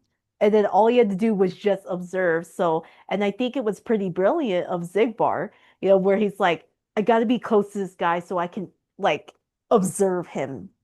And obviously, he has to see if it actually comes true, and he just has because I think if I remember correctly, he wasn't supposed to interfere in any way, right? Otherwise, if he does interfere, it might like you probably have better memory than me, HMK. Mhm. Like, if I remember, Luciu was just to observe events from afar and not Yeah. intervene at all, He was right? he was told not to intervene in terms of like, something that could change what goes down in the Book of Prophecy, right? Mhm. Because he's not supposed to be like changing what goes there. It's not written.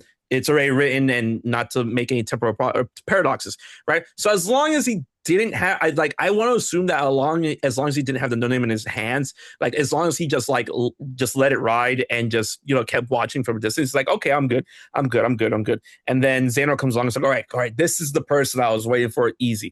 And Mhm. that was part of the plan as we got revealed in the Suga reports. Because the initial part of the plan that we got in Quebec and in Union Cross was that Masters told him to take the box, take the gazing eye, go out, just go out to the outside world, survive, pass the Keyblade down, and just watch, because that's part of the plan in order to have the Book of Prophecies written correctly, and in order to continue having the Master Master's eye go into the future, which is a whole other kind of worms in terms of how the Master Master is able to phase in and out of certain points of time. But then another part of the plan that gets revealed in the secret reports for Kingdom Hearts 3 is that he was also supposed to be waiting for someone that would initiate the Keyblade War on his own, not that he's being poked or prodded by anyone who's like, hey, by the way, you should definitely start the Keyblade Wars. I know he found someone who's like, oh, they're going to do it naturally. Word, easy. This guy gets the Keyblade, and I'm going to watch over him, and I'm going to help that guy along, right? Because that's part of the plan. So Yeah. he didn't interfere. It was all like naturally occurring. Yeah. Yeah, for sure. Like, I think it was just like, because obviously, if we didn't have the context of the ending of KH3, you're just like, where did Lucy disappear to? Right? Mhm. Because you're Right. like wondering where, and then, obviously Luciu was jumping from one body to another to be sure he was still alive, because, he was still doing his role pretty much, and then at the end of KH3, he's like, um, oh my gosh. What? Oh my gosh. I'm trying to remember the guy with the unicorn mask. What was his name? Era. Era. Like he's like, Luciu, is that you? It's like, I have not heard that name in a long time. I'm just Right. it was like that really shocked me. I was not expecting that plot twist, but I loved the plot twist. Um, so and because I think it's also very interesting also in the Remind DLC that like wait like Xehanort talked to the MOM. It's like that makes much more Right. sense now. It makes much more Oh, sense now absolutely. with how the organization 13 got the black robes. MOM, Mhm. Because like um Zeno was able to get it, and then like, okay, Zeno looks at it, it's like, all right, I can recreate this. Like I can make more of these things. So it was just wild. I think was also interesting is finding out about Luke's sword, and then people like caught on to, I think right after you have that Yozora fight, and then you just see Luke's sword. And the card, that's my goat. That's my dude. I was so happy that Luke Sword's like important to the story, like to that Mm. degree. I'm like, yes, yes. Uh, I was wondering his importance, right? Because it's like, oh, we only see him in like, three over 358 over two just a bit, and then like in two, and it's like, wait, was he important to the story or well, I yeah, mean, like he so was still the one like doing the nonsense in Pirates, right? So he yeah, was doing his job, but then like he was in Pirates, and then we fight him at the what do you call it? At the World That Never Was, and then yeah. you exchange like two lines of dialogue, and then he had to go. So like, Yeah, like I think I think the only mysterious character we still don't know yet is Demix. yep, we They know have nothing about that character. I'm just like, I want to know how important he is because, like, we've seen obviously with Larxene and Marluxia, and of course Luke Sword and Zigbar. It's like, where's Demix? Like, they don't even show his importance to the story, Hmm. So, like I kind of like, yeah, like I want to know what his role in the story is because it's like we need some demics. Obviously Hmm. he's supposed to be, I kind of like that line of dialogue when like Eben is kind of like, oh yeah, I want to go to you because you're not even being used anyways. Right. And and then Demic's like, what was in it for me? And it's like, well, you're not gonna be fighting. Okay. Like Demix just goes along There's with like it. no bench. There's like no fighting, but no bench trauma. So you get to do something. It's like, all right, word. Yeah. Mhm. So, like, because I want to know more because obviously, I think there was like a cutscene in three where they mention about, oh yeah, like obviously Xehanort wanted to recruit them because like, oh, you might have connection to the Keyblade War. Yeah, Obviously, the ancient Keyblade legacy.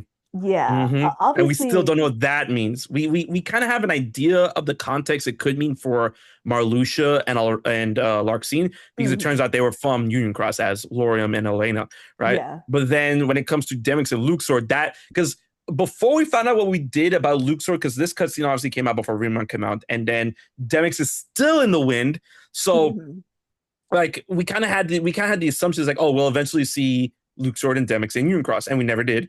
And then at this point in time, to this day, we still have no idea what Xemnas meant for those two characters. We have the idea for Marluxia and Larxene, absolutely, but like those two characters, like, okay, what does that mean? Like, Mhm. and Yeah. Demix is like, okay, man, Demix, we know nothing about Demix. It's Yeah. gonna be funny though. Yeah, like because obviously we know Luke's sword is from Unreality or Quadratum, right? Mm-hmm. From what we know so far.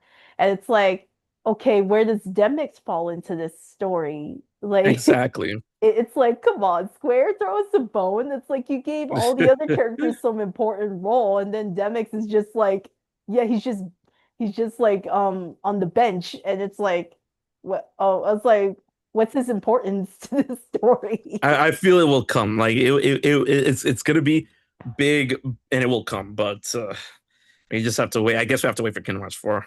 Yeah, like, oh yeah, speaking of Kingdom Hearts 4, like, what did you think of Sora's new look in Unreality in that teaser trailer? Honestly, I really, really, really like his clothing. Right, his clothing, his design is good. I don't have a problem with his more realistic look. The one thing that I would change, or not even change, or edit, change, adapt, whatever, is that I would give his hair a bit more definition. Like it's Hmm. like too spiky. It's spiky where it should and shouldn't be, if that makes any sense. Because like I feel like Mhm. the spikes starting from like towards the bottom of his hair is just off-putting if there's not some spikes to go along with it, leading to that. Because his hair for the most part is like kind of brushed at the top, and I'm like, all right, I need more. I need more spikes higher. I need Yeah. more like wild hair towards the top, because to me it just seems too brushed at the top. That's my only problem with his design. Right, but other than Mm. that, I really like it. I like the leather jacket over the red hoodie. I love the yellow and black Converse looking shoes. The shorts he have on is like after his is like past his knees and whatnot. So I really like his design. Um, Mm. and especially the way his design got updated ever so slightly in the screenshots. I'm like, all right, cool. This is we're headed in the right direction. But I just want his hair to be more spikier. Yeah. That's what I think. Yeah, I mean, that's one of Sora's like defining like appearances, his hair has got to Right. be spiky. And then when you kind of take that away, it's like, because I've told my friends this, that like when I saw that teaser trailer, I'm like, Sora looks very Final Fantasy-esque looking. Oh yeah, Like absolutely. like it because for those, if you play at least like the recent Final Fantasy stuff, oh my gosh, they put so much detail in the hair, and Mm-hmm. the face. And it's like when I saw Sora, I'm like, oh my gosh, he's turning into Final Fantasy now. Like the way he looks, like his hair has more defining details, Yep. where Well, it's like, that's the power of Quadratum. hmm like, and then I think some people were like wondering, wait a minute, so there's two different art styles, because in that teaser trailer, you still see Donald and Goofy in that, KH3 Remind, style. Hmm. And then people are like, wait a minute. And then I think they actually said that's actually intentional, you Oh know. yeah. And I It's absolutely intentional. Nomura is confirmed on record because like a lot of people they don't read the interviews as much as they should, or like Mhm. especially like if you're gonna have a conversation about Kingdom Hearts like that, I think you should like take some time to like read aspects of when the people creating the game are talking about the game. Mhm. And Nomura's been on record saying that like, oh, if Sora, yeah, absolutely, if Sora were to return to his worlds outside of like the Quadrum, he would go back to how he looked in Kingdom Hearts 3. right? That's not is like because a lot of people get misconstrued that like, oh, the series in its entirety period is moving forward with this one look specifically. It's like, no, he only looks at that because he's in Quadron. That's the point, Yeah. right? So, I feel that a lot of people were like, it's not that they were angry, but they were concerned about that. And I'm Yeah. like, you shouldn't be concerned, especially if you played Kingdom Hearts 3 and Remind, then you Hmm. would know. So like you shouldn't be concerned. Hmm. Oh, okay. This is an interesting question. Another question by Dark Suji. They said, what content would make you upset if it was not in Kingdom Hearts 4? What aspect in mechanics or gameplay Kingdom Hearts needs to change for KH4? Oh, that's a loaded question again. Uh, I would say what content would make me upset if it wasn't Kingdom Hearts 4? Yozora, easily. If Yozora's not in Kingdom Hearts 4, I will legitimately be upset. Like that is a big reason why I'm buying this game. Right? Of course, I'm buying it Mhm. because it's Kingdom Hearts and I love Kingdom Hearts, but like Yozora is a extremely gigantic selling point for me in this game. I'm not asking for him to be playable. I want him to be playable, absolutely, but if he just does not show up or is taking like the most backseat of backseats in this game, I will legitimately be upset. Like we waited this Mhm. long and then Yozora just shows up for like 2 seconds. I'm like, what are we doing here? Right. So Mhm. that's something that will legit upset me. Um, Mhm. in terms of mechanics or gameplay that needs to change for Kingdom Hearts 4, I really like how Kingdom Hearts 3 played, and I don't want them to change up the gameplay so hard that people were like, "Oh, Kingdom Hearts 3's gameplay sucks." Like, no, it didn't. It's just that it's the next evolution step. Yeah, Like, it's the next evolution step.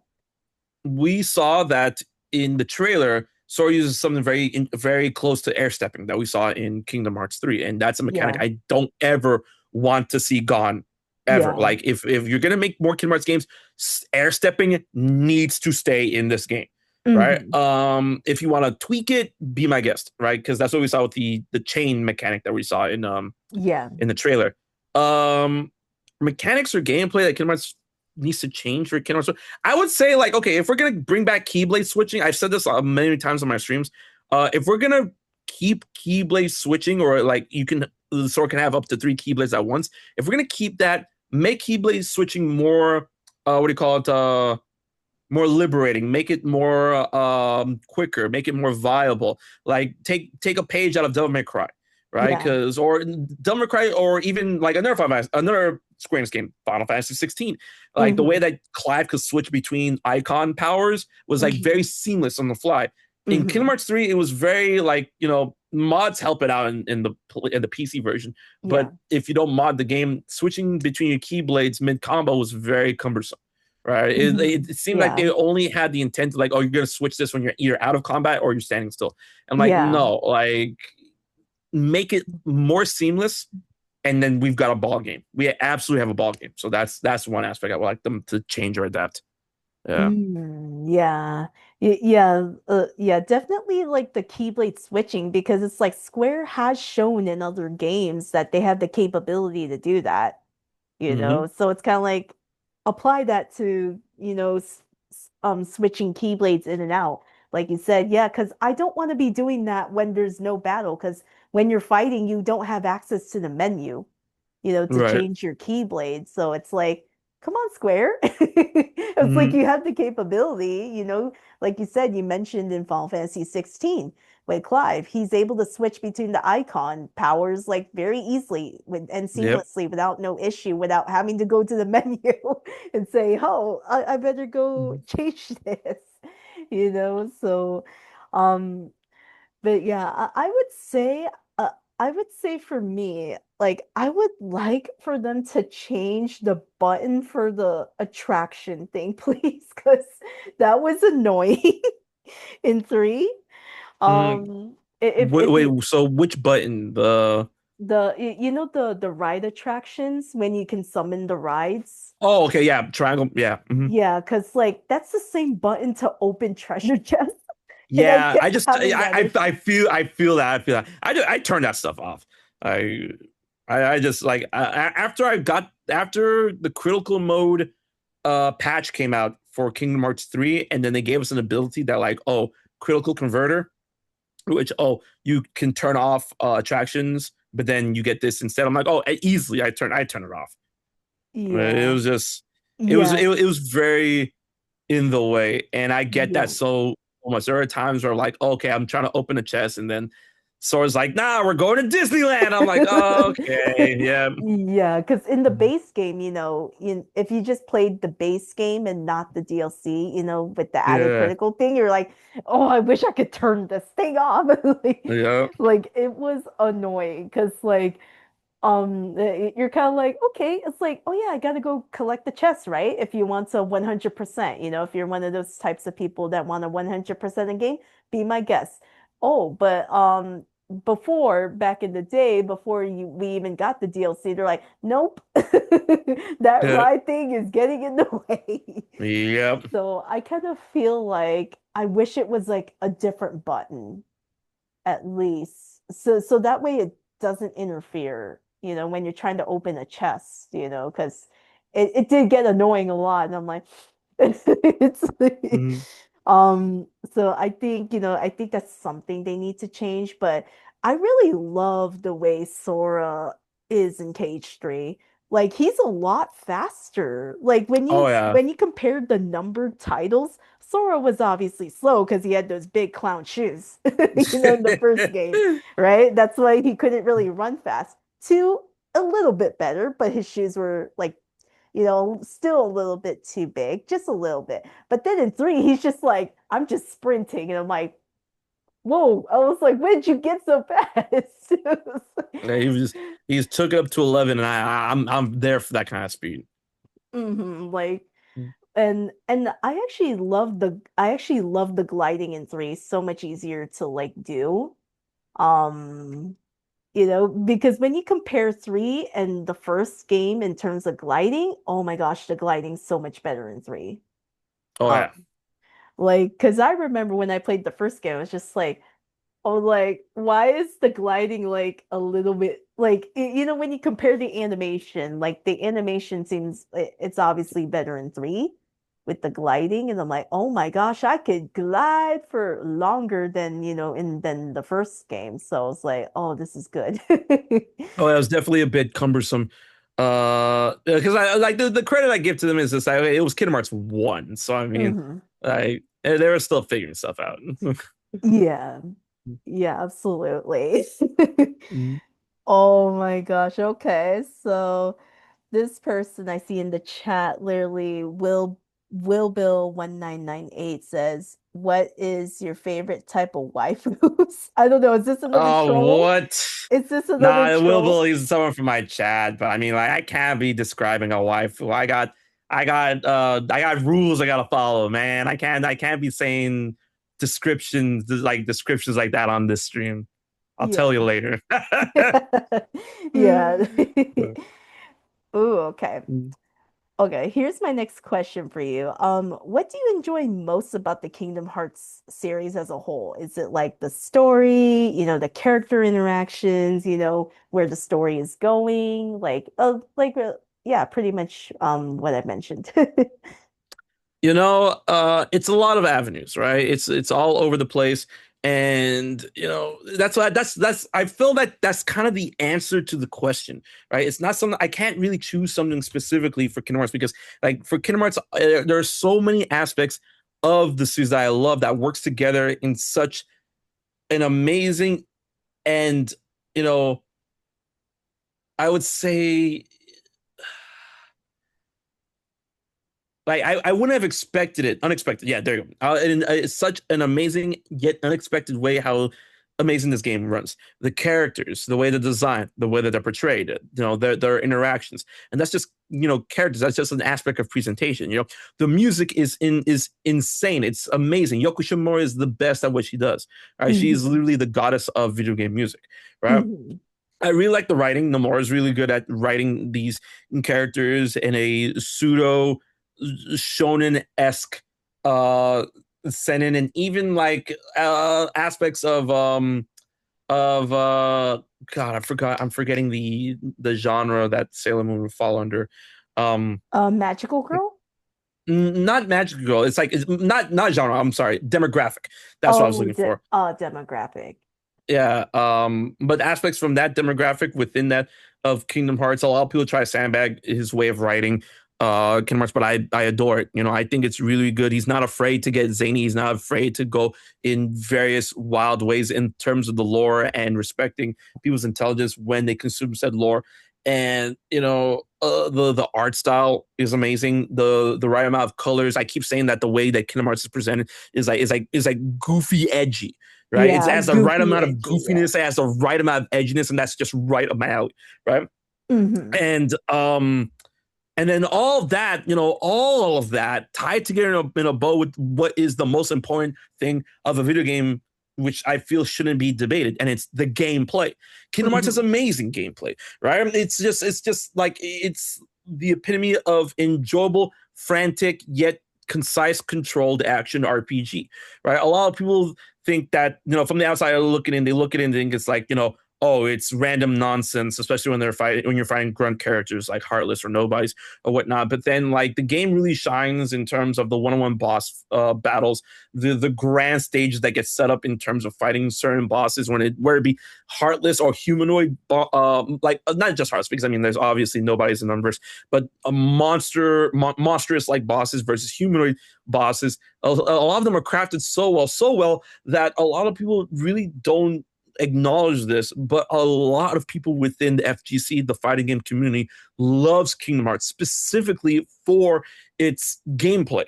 And the Hmm. reason why they do is because the gameplay is so well crafted in terms of timing and frames and knowing when to punish bosses and knowing when to back off in terms of like their rage meter and whatnot is like it's very comparable to that of fighting games, right? It's like, Hmm. oh, if I do this combo string, pause here, and then possibly do a block anticipating someone trying to, fight back at me, or hitting this button at the right frame in order to extend my combo in order to maximize that damage. A lot of that translates from Kingdom Hearts into fighting games, and that's why a lot of fighting game players like Kingdom Hearts. And a lot of people refuse to acknowledge that, and I don't know why. But like, it's such a broad aspect in it, and that's probably why Kingdom Hearts is like up there in at my absolute top favorite video game franchise of all time, because there's so many aspects of the games that work so well together. Hmm. Yeah, like a real another good example, like you said, you mentioned fighting games, Mm-hmm. Smash Bros. Ultimate actually translated Sora's fighting style pretty well. Mm-hmm. you Oh yeah. know like I kind of like with the magic, it just cycles, you know Oh like yeah. and I think they did a great job. And then when I was playing, I'm like, oh, I feel like I'm playing Kingdom Hearts even though this is not Exactly, Kingdom especially with Hearts. their air combos. Like it's so funny how like Smash was able to it was able to capture what do you call it uh jump dropping with Sora. And I'm like, that is literally from Kingdom Hearts 1. I do this all the time in Kingdom Hearts 1, where I just like, I make sure I do an attack to fast fall in order to open up an enemy and then just do a ground combo or a strong hit in order to do that. I do like you can do that with Sora in Smash from his forward aerial, land on the ground, they're stuck in animation, and then just either do a combo or hit him with a forward smash. And I'm like, that's amazing. That's a legit Kingdom Hearts thing to do in Smash. Yeah, like but I kind of like how they also had to balance out Sora so he doesn't come off as OP, Mm-hmm. because if they actually incorporate stuff from like his fighting style from all three of the numbered tiles, you'd be like, oh snap, you're not gonna win that fight.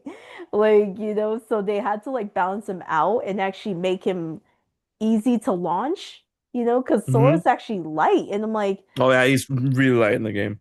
so that's why I'm kind of like, oh my gosh, it's like you kind of have to be careful when you're using Sora because like other characters can easily launch him because he's light, a light character. So I think, that's part of it. Oh yeah.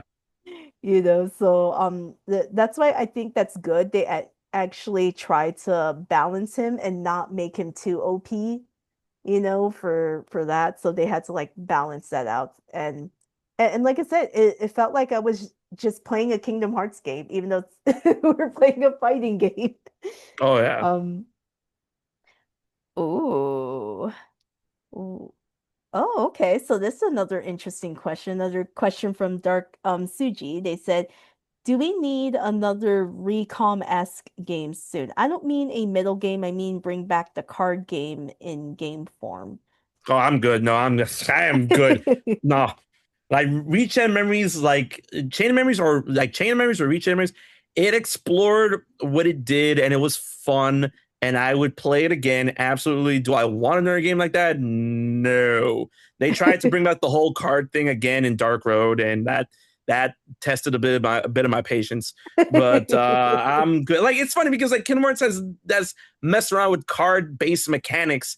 Like multiple times after Chain of Memories. We had Chain of Memories, Rechain of Memories. We had the Flick Rush and Dream Drop Distance. We had Dark Roads gameplay in general. It's just like I'm good. Like if they're gonna explore, like if they're gonna do another game that isn't a number title and explores a different realm of gameplay mechanics, I am all for it. I don't need them repeating what they're doing with Chain of Memories. I'm not saying Chain of Memories is bad. It's just that I don't want it again. Like Kingdom Hearts has explored multiple facets of different types of gameplay. So like if they want to keep getting experimental, by all means, but Chain of Memories, I'm good. Like that's they can stay in Chain of Memories. Yeah, it's kind of like you said, it like served its purpose, Mm-hmm. like with introducing cards Oh yeah. and stuff. And then obviously you have to be more strategic with using the cards because if you run out of cards, you're like, oh no, you gotta like shuffle it back. Yep. Um, I couldn't really get behind it. I played it on the original GBA. I'm just like, no, no. I was like, I want the regular fighting. I don't want no cards. No, thank you. No, it's Um, funny because I did enjoy Chain of Memories for what it was, but I understand how people are so abrasive to it. Like I get it when there are people when people are getting introduced to Kingdom Hearts and then the second game they got to play is this card game, and then they're like, "What's going on?" I'm like, "Yeah, they were doing stuff," and when people are like, "Oh, I want to skip this game," it's like, "Well, the story is like really, really important. So, mm, like, if you're gonna skip the game, at least watch the cutscenes." But I yeah. get why people want to like skip it. I'm like, it's not a bad game, and it's not like a chore because like once the game clicks, I feel like a lot of people would like love it. But for a lot of people, it takes a while to click if it clicks at all. So, like, I get the hesitation. Yeah, yeah, for sure. Because I know I was like a little put off by it, so I literally just watched the cutscenes at least to like, and then when Recom came out, I'm like, okay, these are fully animated cutscenes. Let's watch this version. So- Oh man, because obviously they were just pixels, right. in the original GBA. It's like, okay, yeah, let's watch the actual cutscenes.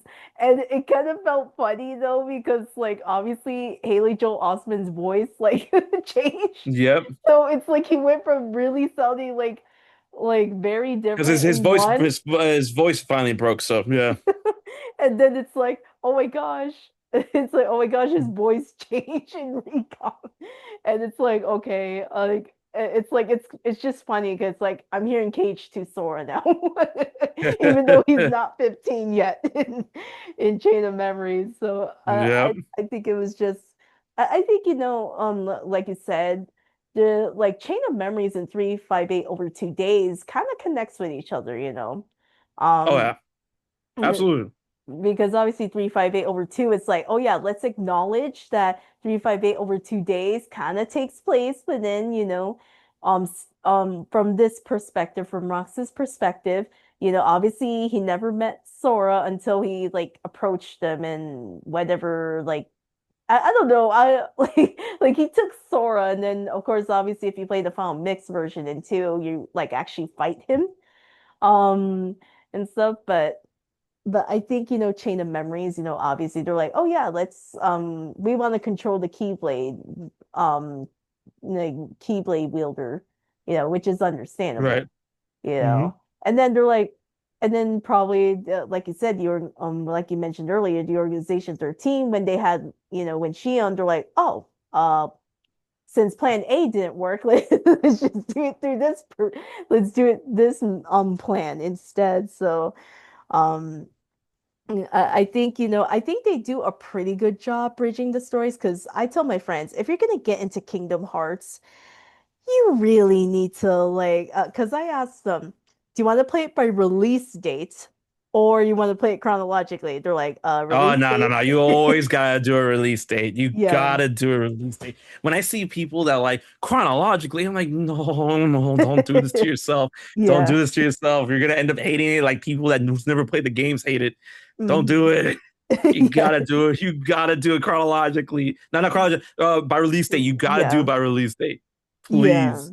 Yeah, because I think, the with what they did, I think it makes a lot more sense. Like the story makes more sense by release date. Like even though Birth by Sleep takes place like 10 years before the first game, it's like, well, Yeah. it still makes sense when you play one and then Chain of Memories or Recom, whichever version you want to play.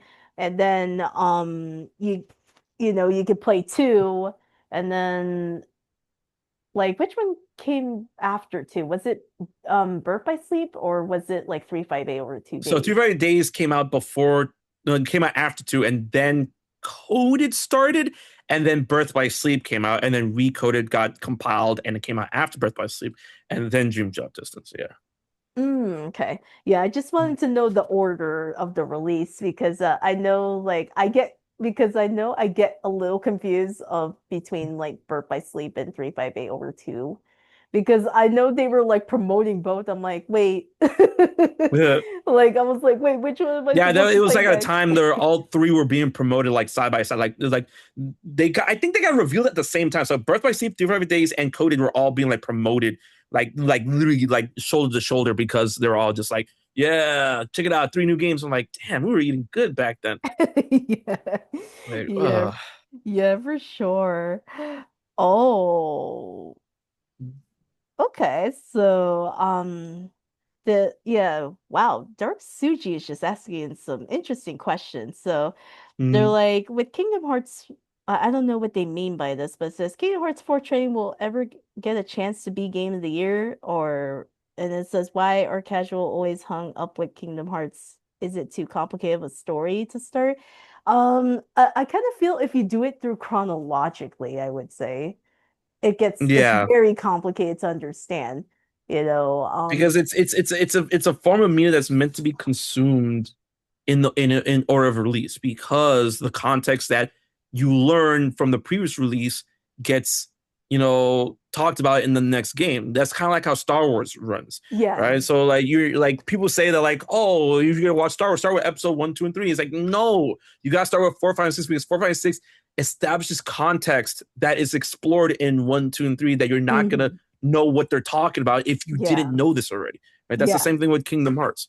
So Kingdom Hearts 4, like I don't know, like on the idea of like, oh, will this game ever get Game of the Year, a game that hasn't been released and we know very little about? It's like I can't really answer that question. I mean, it'll be Yeah. cool if it does. I will love Kingdom Hearts getting that recognition, but I'm not gonna put a game that is undeserving on the pedestal of Game of the Year just because I'm a fan. So Yeah. uh, Yeah. and then I feel like casuals always get hung up on Kingdom Hearts because like they know if they talk about it, there's gonna be people who talk back to them, and it's gonna be, and there's a lot of people that just talk a lot of smack online in order to get responses because they don't have friends, and they mistakenly replace their idea of friendship with online engagement because that's the only way people will like acknowledge them. So like just people just talk about Kingdom Hearts and then they refuse to ever play it, but they know people talk to them about it. So it's like, yo, you should really give it a shot. Why are you just saying this? It's like, no, man, it's confusing. Then it's not. Just give it a shot. No, man, I Yeah. know I'm gonna be confused. It's like, then why are we here? Like, Yeah. It's uh, yeah, that's why like I have some of my friends trying to get into it and I said play it by release date, please, because yes, if you try to please. play it chronologically, you're not gonna understand it. Like Nope.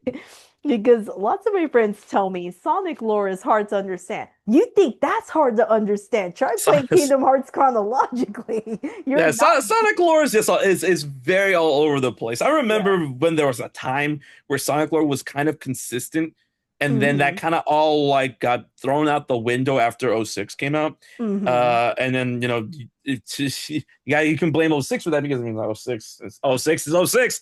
But yeah, like Sonic lore was like pretty straightforward. when they were entering the modern era, but then now it's like I wouldn't say it's super all over the place, but there's various avenues where people can like look at Sonic lore. But I mean, like now a lot of people that are in charge of writing the games, promoting the games, and producing the games have been like trying to like pull everything together, and I appreciate that notion because I love Sonic.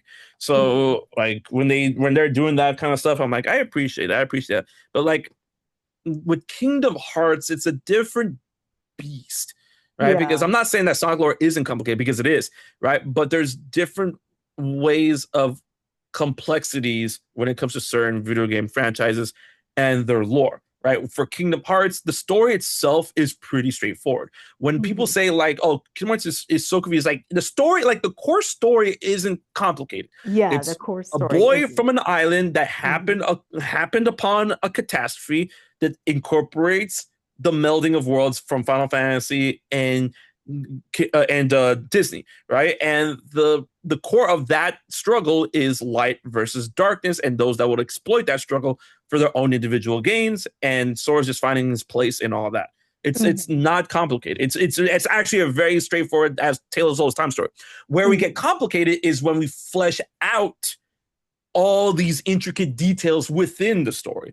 When we start Yeah. fleshing out the concept of a Keyblade, when we start fleshing out the Gardens of Light, the Secrets of Darkness, how darkness works, what Kingdom Hearts is, and what does it does? Why does everyone want this? Xehanort, the organization, and whatnot. The fact that each world runs on its own different timeline. So, like when you start going into the nitty gritty of the lore of Kingdom Hearts, that's where it gets complicated and complex. But even then, the story, all those complexities is better experienced than it is told, right? Because if I try to tell you something from Kingdom Hearts like at face value, and you've never played Kingdom Hearts, it's gonna sound confusing to you. But if you play it, then like, oh, okay, I get it, right? Which is something Mhm. that is like very common in terms of like any type of media, where it be a book, a movie, a TV show, or a video game.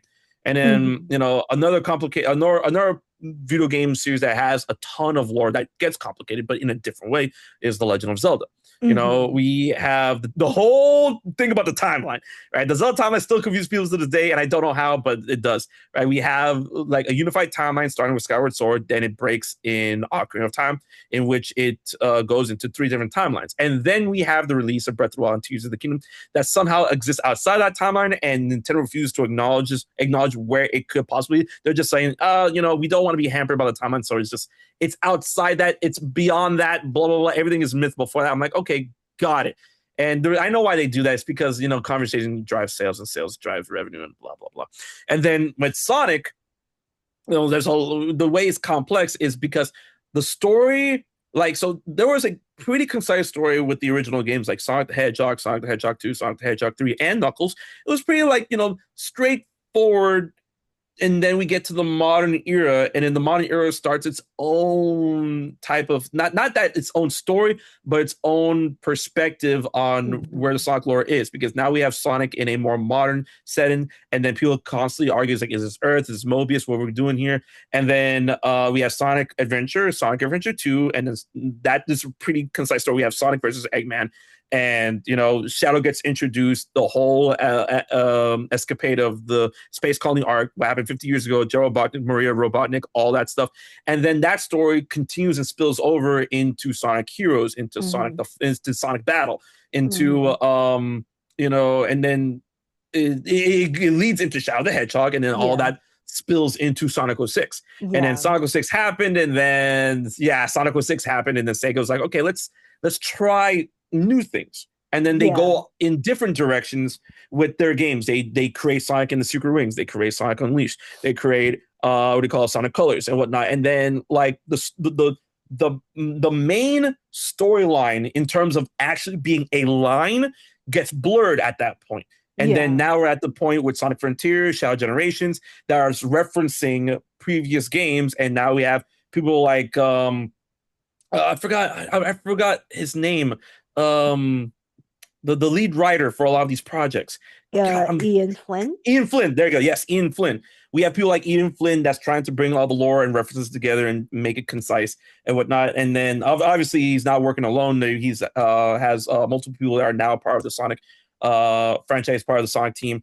that are doing that, and that's appreciated because now we are dealing with games like Shadow Generations that's referencing aspects from Sonic Adventure 2, from Sonic Heroes, from Shadow Generation, from Shadow the Hedgehog and stuff. And it's important to bring those aspects to life.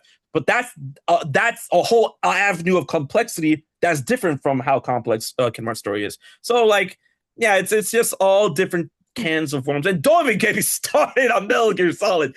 So yeah, that's it. It's just I feel like people would be better off playing these games and experiencing the complexities of these stories rather than not giving them a chance and complaining about it. So Yeah. yeah. Yeah, I Mhm. definitely agree with you on that. Like, I think, I think what's intriguing is that in Kingdom Hearts you got to collect the reports because you get also another more lore Mhm. part of the story, because I think I had like a friend who played just the numbered titles, and they, and I think in three, or probably in two, they're talking about this girl, right? Like, Mhm. in the reports, and they're like, and then I think it was mentioned in the cutscene in three, and then obviously they're looking for this girl, and they're like, Yep. "Who's this girl?" And I'm like, and I said, dude, have you not played the other games? Because they're also important. Yeah. And they're like, really? And I was like, yeah, there's like birth by sleep, which is very vital to Mhm. understand that part. Extremely vital. Yeah, and then I think they did end up playing it, and they're like, "Oh, okay, now I get the context of what you're saying." I was like, and I said, "Yeah, do not." I was like, "The number titles are good, don't get me wrong, but don't just play the numbered titles Yeah, because exactly. Like all the games are important, all of them. yeah, Even the rhythm game. You're like, that yeah, one's canon. I'm like, yes, it's canon. Like yeah, it's very yeah, important. yeah. It's Uh, only towards the end of the game. It's the important part, obviously. I would say I would say it's a good refresher course, and that's Yeah, important. Like especially with how long the Kingdom Hearts series has gone, it's like it's good to like go through this whole story and refresh it. And especially yeah. like hearing it from the perspective of Kyrie is also very nice. Yeah. I kind of find it funny how someone pointed out, I wonder what Allison Stoner was thinking when she's reading these lines Yeah, it's like for Melody and okay. Mary. Like she's probably confused of like, what am I reading here? Oh yeah. But yeah, but I do agree, yeah. Like Kyrie just summarizes it for you. Like she summarizes the entire like, each of the games where you're like, okay, okay, I'm caught up. And then Right. and then you get to the juicy part at the end, It's like, oh obviously. yeah, that's very juicy. Like uh I think what was intriguing is that like the fairy godmother from Cinderella knows about the mysterious star. And Oh yeah. I'm like, wait a minute, how does she know about this person? This is interesting. Cause she's the GOAT. Your fairy godmother came in so clutch in that game. Like Yeah. he's great. Yeah, because no, like even Master Yi and Sid had no idea about this Mm-hmm. unreality, and then like because I really want to know what this girl looks like because we only hear the voice and then you're like, what did like So is it the it, girl in that trailer from in the very Verimax? next trailer, yeah, it's heavily implied that Nemesis Star is her because obviously she has like some sort of like deep connection with Yuzora, and considering that like she's the only basic confirmed story that like Yuzora is real and that like he would be distressed if I was missing and whatnot. So I absolutely, and the fact that she wears a star necklace in that trailer, so Oh, that's true, yeah. I like, yeah, that's definitely her. The name of Star is definitely her.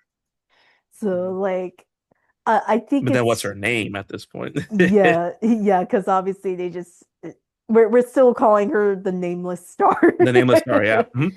And I think like because I want to know more about Yozora, because why is he important in this, because Because he's the because GOAT.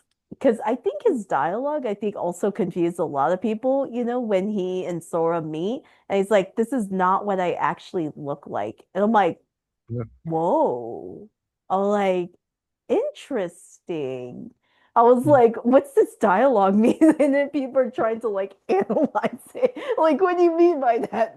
Right.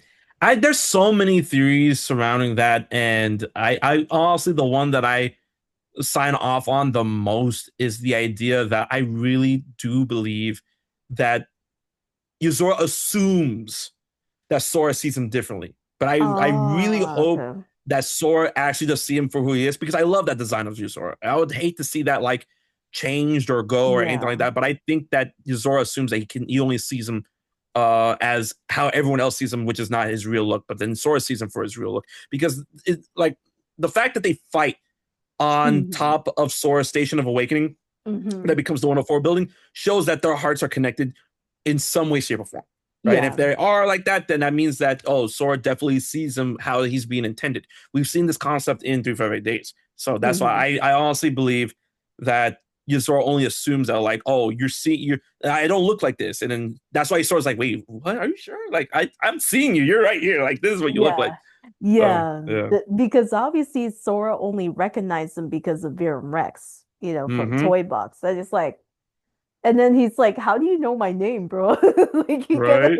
like, um, but I kind of like how people are like, "Wait, did Tetsuya Nomura like is kind of like putting the um Final Fantasy versus 13 thing on this?"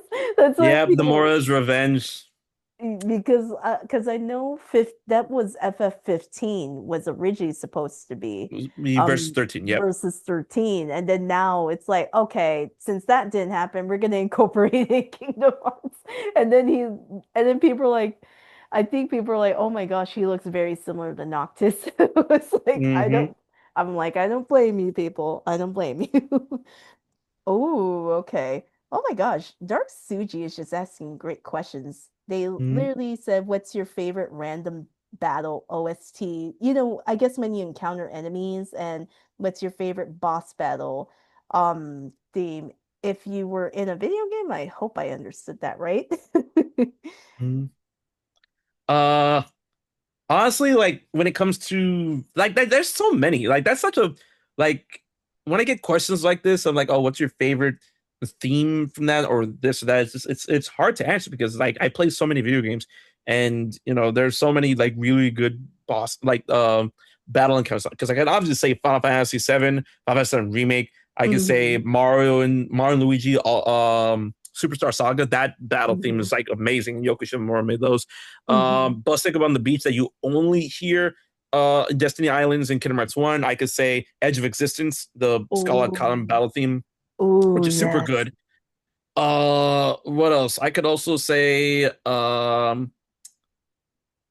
certain themes from Warriors games, Hobble Warriors games, and so it's hard. I can't really like pinpoint. I can make a list, but I can't really pinpoint like a favorite. And then when it comes to boss themes, there are so many. There's like Hmm. there in recent games, Colgera from Tears of the Kingdom. There's La Oscarita del Ignoto, Zemnis's battle theme from Dream Job Distance and Kingdom Hearts 3. Uh, what else? There's a ton of Pokemon ones. There are tons Yeah. of ones. There's like the final boss battle theme from Transformers Devastation is really, really, really good. And obviously, and then of course, when it comes to encounter battle themes, like Devil May Cry has so many good ones, right? Bury the Light, Devils Never Cry, and Shall Never Surrender. There's so many. So it's really hard to answer that question. I mean, Yeah. I was able to name a few. So Yeah, mm, like there's a lot of great battle themes. I know mm. for me in Kingdom Hearts, I love the Wave of Darkness. Like it's so fitting in three. You It's know, so good. because like Mm, you're seeing so many Heartless around you, and I'm like, oh, this is such a great battle theme. It's one of my mm-hmm. favorites. Um, I think I'm trying to remember. I think I think one of my I guess one of my favorite boss ones I think was in three, and then I think you have like in the base game you have like Roxas and Shion, fighting alongside you, and then you just hear like the other promise like rendition. Oh yeah, It's yeah. Heart so good. the theme Hearts is one. They were wrong for that. That song went too hard. It went too hard. I'm like, how much is the focus on the fight where this absolute masterpiece is blasting in my ears? That's Like that's actually one of my favorites from Kingdom Hearts. Hearts is one that was really really good. Yes, because you can hear the other promise, like you can hear like Shion's theme a bit in it. Like it kind of Mm-hmm. like it like meshes so well, and Yep. I was like, oh, it's like my heart, and I'm like, I gotta focus on the fight though. Yep. And it's so good. And then I always listen to it, and I'm just like, this is so beautiful. It's like it's Yep. so beautiful without you having to fight, but it's so beautiful. It's one of my favorite like boss team because I think you face against Syx or Isa, whichever Mm-hmm. name you want to go with. But I think, it really solidified because, right after you defeat him, I kind of like how him and Lee just have like this moment together, and then and then he's like, you let them do this. It's like you Yeah, reserve you let this. them reduce you to this. Yeah, and he said I was jealous of you. It's like you actually said it. It's like you won't get it out of me a second time. Like, no, you won't. You better commit that to memory. I ain't gonna say it again. Yeah. So like that song was just beautifully like Yoko Shimomura, she's one of my favorite like composers of all time. Like she always hits it out of the park. Like it's so crazy that every Dearly Beloved just keeps getting better and better. Oh Like yeah. it's just like wow, it's like in the first one it was just very simple, and then when in other Kingdom Hearts games she like adds more emphasis and adds like some melancholy because Birth by Sleep was very melancholy. Like I was just like, oh my gosh, like this is very beautiful. And then I think 358 over 2, I think it was like I forgot what instrument they used for that one. It kind of sounded like, what do you call it? Well, was it a flute or it kind of sound Yeah, it was definitely a woodwind instrument. yeah, Uh, woodwind. mm, So that's why I'm like that's why I think when I heard Missing Link was just like an epic version. It kind of sounds like an mm. anthem, and people pointed that out. It's like, why does it sound like an anthem? It sounds amazing. Um, but yeah, I think, there's just too many to choose from, in terms of that. Oh, okay. This I gotta ask because I know I've seen this video that you talked about the theme songs of Kingdom Hearts, and you kind of explained the meanings, about them. So I'm very curious to know which of those is like your favorite theme song. uh, it's hard because I want to say like because when you think about the meanings of like the thing that's clash because I have two in mind. So I absolutely have two in mind in terms of the meanings, but also the like the germination connection that the other song has in terms of all aspects of Kingdom Hearts lore and so many other music tracks. I actually might have to give it to that one. But my number two would be La Oscurita del Ignoto, which is the Darkness of the Unknown, Xemnas' boss theme from Dream Drop Distance, and Kingdom Hearts 3 Remind, which is actually a remix of Darkness of the Unknown, which was from Kingdom Hearts 2, right? But I like the other version better. It's more impactful and the strings are way crazier. And it's like the meaning of that, like so I say it's very high octane, impactful, very fast paced, but it's also extremely tragic when you listen to the songs. It's like I feel like the song itself is like a very big, way to like basically personify the concept of a nobody in music form. Hmm. And that's why I would put that number two, right? But then my number one would have to be Another Side, Another Story battle version. Because that one it uses like that one is also a very tragic theme in my opinion, but it's a very like angry, like it's tragedy and anger mixed into it when it comes to what Roxas was going through at the end of 358 Days, and then also what was like basically hinted at because we've heard a variation of this track since Kingdom Hearts 1, specifically Final Mix, right? And Mhm. then when we get the context to what this track attributes to when it comes to Roxas' own character, his own journey, and where he's at during that point in time, fate going down, the world never was, and then Memory Skyscraper.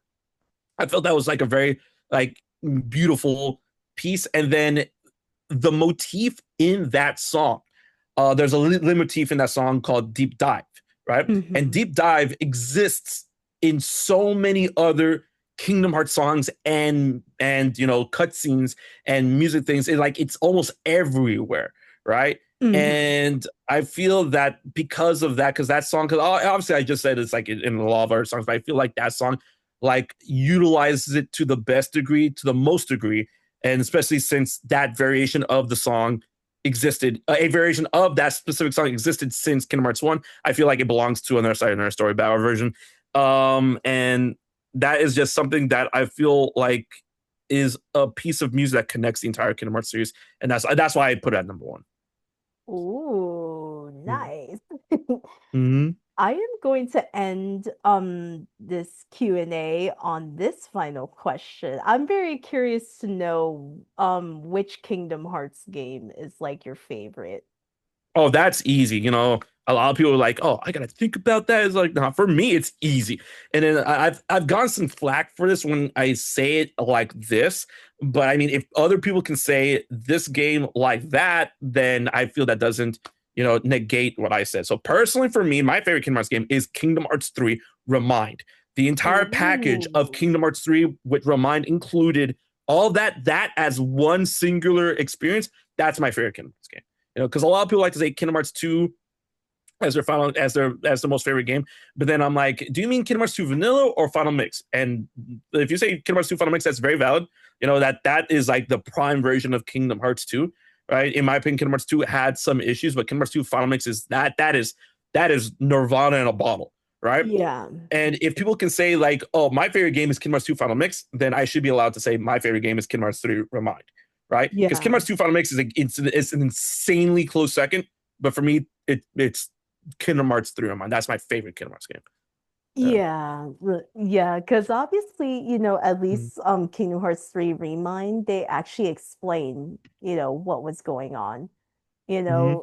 Because like there were in the base game, it's kind of like when you're in the Keyblade graveyard, you're kind of like, what's going on here? Like it's kind of Mhm. like you kind of have to piece it together, but then Remind kind of like fixes that and actually like shows you what was going on. You know, so at least, with that you get more context of what was going on, and then you're like, oh, there was like future Sora was helping his past self and and the other guardians. you know Right. because you're like at first you didn't really understand, wait, how did Roxas, and then you actually find out future Sora was talking to Roxas. It's like, wait for my signal. What signal Yep. are you talking about, bro? Like, I did not understand that scene, to be honest. Mhm. Like, even though Sora and Roxas were like talking to each other in their hearts, he's like, just wait for my signal. I'm like, what signal, dude? Like, what are you He talking was about? doing something, but yeah, it's just like that. All that added context, all the extra content, and of course the aspect of critical mode, Oblivion Oathkeeper being added to the game, and then playable Roxas was so much fun. Obviously, like we have playable Roxas, playable Aqua, playable Kyrie. Um, Mhm. was really really good, and playable Riku as well. I mean, Riku and Aqua were always playable in the base game, but then adding Roxas and Kyrie was like an added bonus, and that was all on top of Kingdom Hearts 3, which I already loved. Right, Mhm. a lot of people like to say, and I personally disagree. Where like, oh, Kingdom Hearts 3 Remind fixed a lot of things with Kingdom Hearts 3. I'm like, I want to say the word fixed, but it did add a lot of aspects that I felt were missing. Mhm. uh but then made the total package, and I was already geared for a remind, because I mean, like, we've dealt with Kingdom Hearts 1 to Birth by Sleep final mixes before, so I'm like, and a lot of people thought we were going to get final mix, but for all intents and purposes, Remind is like basically the stand-in for final mix in terms of like what it offers and whatnot. Yeah, sure, it offers that kind of content at a very, like, odd place, but it's still like, regardless. So yeah, that's me. That's Kingdom Hearts 3. Yeah, like I think it's also at that one part in the DLC where it's like all the other Guardians of Light are like surrounded, and it's like, wait a minute, you get to switch between them. And then it's like, I think that was also very epic. Like the devs are like, oh, you want to play other characters? We released this DLC where you can play other Mm, characters. And I kind of like crazy. how the others were like working together, and I kind of like how Riku and Terra had like that like combination attack. Yeah. And it was like, oh, let's go. It was like Terra just be able defending Riku. And that was Ugh. and that was really, really good. And I kind of like how Lee or Axel, whichever, like he's kind of like, hey, it's not bad for the on the fly team. And Aqua's like, focus, It's fight. like they just talk. They don't talk. Just fight. It's like, oh, you didn't have to say it like that. It's like, hey, I mean, come on, like, I you're I in a mean, battle. So. yeah, I'm kind of like, Mm, dude, it's like it's not really the best time to be making remarks because you're like true. surrounded by the clones. Hmm. Let's be honest. Because that part was super amazing. I was just not Oh yeah. expecting that. Like, but I kind of find it cool that like Aqua, Mickey, and Shion are the ones like providing the shield while the others are like fighting. They're like Right. fighting the It's like they're clones. they're the more magically attuned ones, I guess. Yeah. Mm. And then they're like, and then you can like, if you time it correctly, you can like stop the clones from attacking the others. And you're like, Oh ah, yeah. it's so good. And then I think what was also intriguing is that you see like Sora's like, I got all the pieces, let's go restore Kyrie. And then Sora just connects everyone, and then they all like restore Kyrie's like, I guess, crystallized heart, I Yep. guess, and then um and I love Kyrie's gameplay in Oh, Remind. it's really good. I It's was so just good.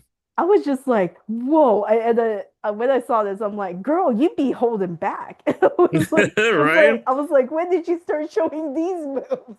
I was like, I'm here waiting for that Kyra game. Like, just lift that gameplay from there and give me that Kyra game.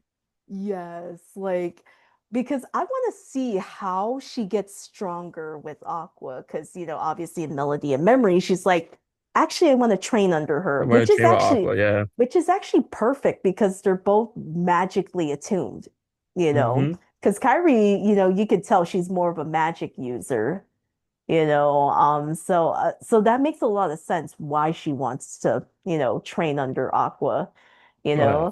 and I want to see how much stronger she gets, because like obviously, in Melody and Memory, she wanted to go with Riku, and then Riku's like, Kyrie, I can't let you come with It's like, me. like, I don't know, maybe. Because the And thing then I'm like, is, oh, Riku out here talking that smack, where like Kai's gameplay was actually like better than Riku's in Kingdom Hearts 3, but like nobody wants to say that. yeah. And I think it's just obviously I think maybe they wanted Kyrie to be like, because it's very important to be a Keyblade master, I guess, because if you're a Keyblade master, you have all the essential skills, Right. and they're trying to do it by tradition, which is very ironic because literally, Riku and Sora were like self-taught. Hmm.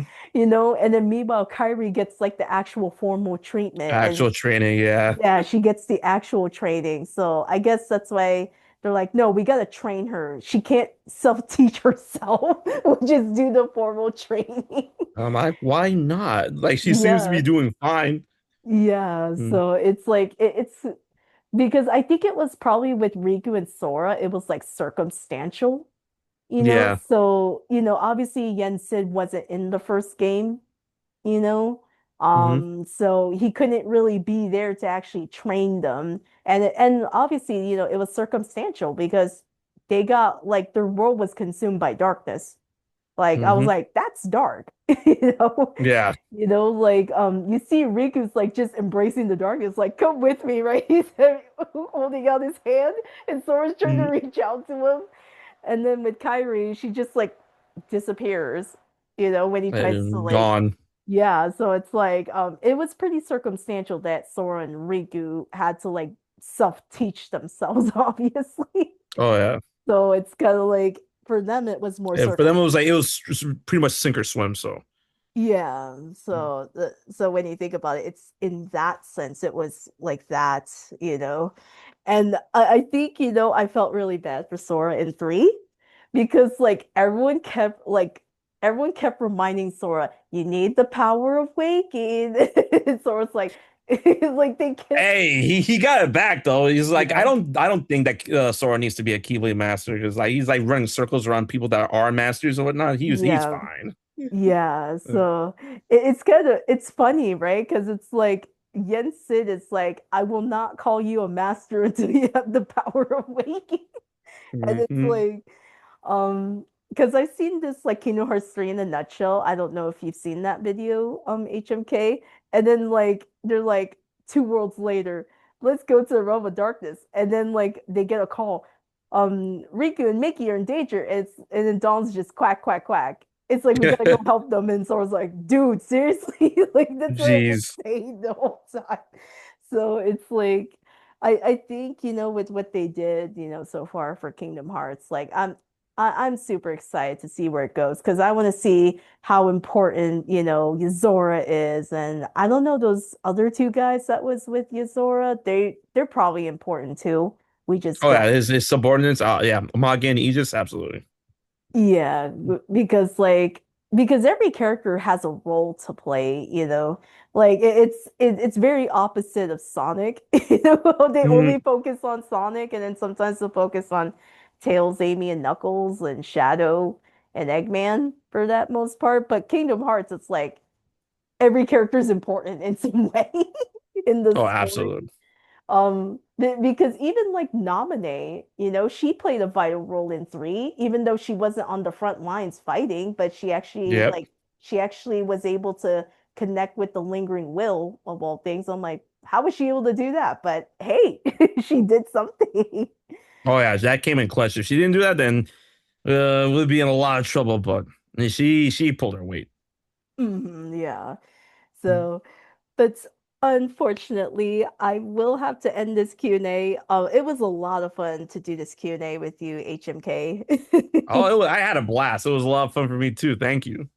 Yeah, and of course I want to thank you, audience, for like tuning in. It was a lot of fun. Like your guys' questions were quite intriguing. And of course, I'm so sorry for the tech difficulty earlier, Mhm. but we got through it. But I do have a full version that I'll probably put like the full like recorded version too, so without any interruption of looking at 2 different live streams. But I'll be posting that soon. So um and of course, I'm going to be announcing my upcoming live streams. Actually, this Wednesday is another Goddess Spotlight with Liaserenityrose, episode 55, and I will be doing a Q&A with Tabitha Fair. If you guys know, she actually sang or sung for Sonic Adventure 2. She actually sang Fly into Freedom. So I'm going to be doing a Q&A with her on this Wednesday, February 18th at 5 p.m. PT, 8 p.m. ET. And of course, I have also unveiled more of my Serenity Spring Festival panels. So I have revealed Artist Showcase with Profit, and then Content Creator Showcase with Callie Mackin, and of course Festival of Ages with GK. So there's going to be more panel announcements coming soon. And on March 13th at 12 p.m. PT, 3 p.m. ET is the next episode of the Lucky Charm podcast, episode 16, which G and I, aka the Cartoon Hotspot, we will be ranking the season premieres of each season of Miraculous Ladybug from seasons 1 to 6. So I have I also have an upcoming Q&A. It's like in the 70% confirmed right now. I'm not gonna Mm. say who it is as of yet, but do you have any final words, HMK, to your audience tuning in? I'm glad y'all tuned in. I'm glad to have been here on this stream. It was lots of fun. It was great talking about all these aspects. And once again, thanks for having me. Yeah, like I wanted to branch out of outside of Sonic because if you see most of Mm. my previous guests, they were like Sonic. Um but but yeah, if you guys want to tune in to I am going to be posting the actual recorded version where there's no interruption because I had a tech difficulty earlier. But I am going to be posting the actual recording of this interview so that way you guys can just watch it uninterrupted. Just as a treat for you guys.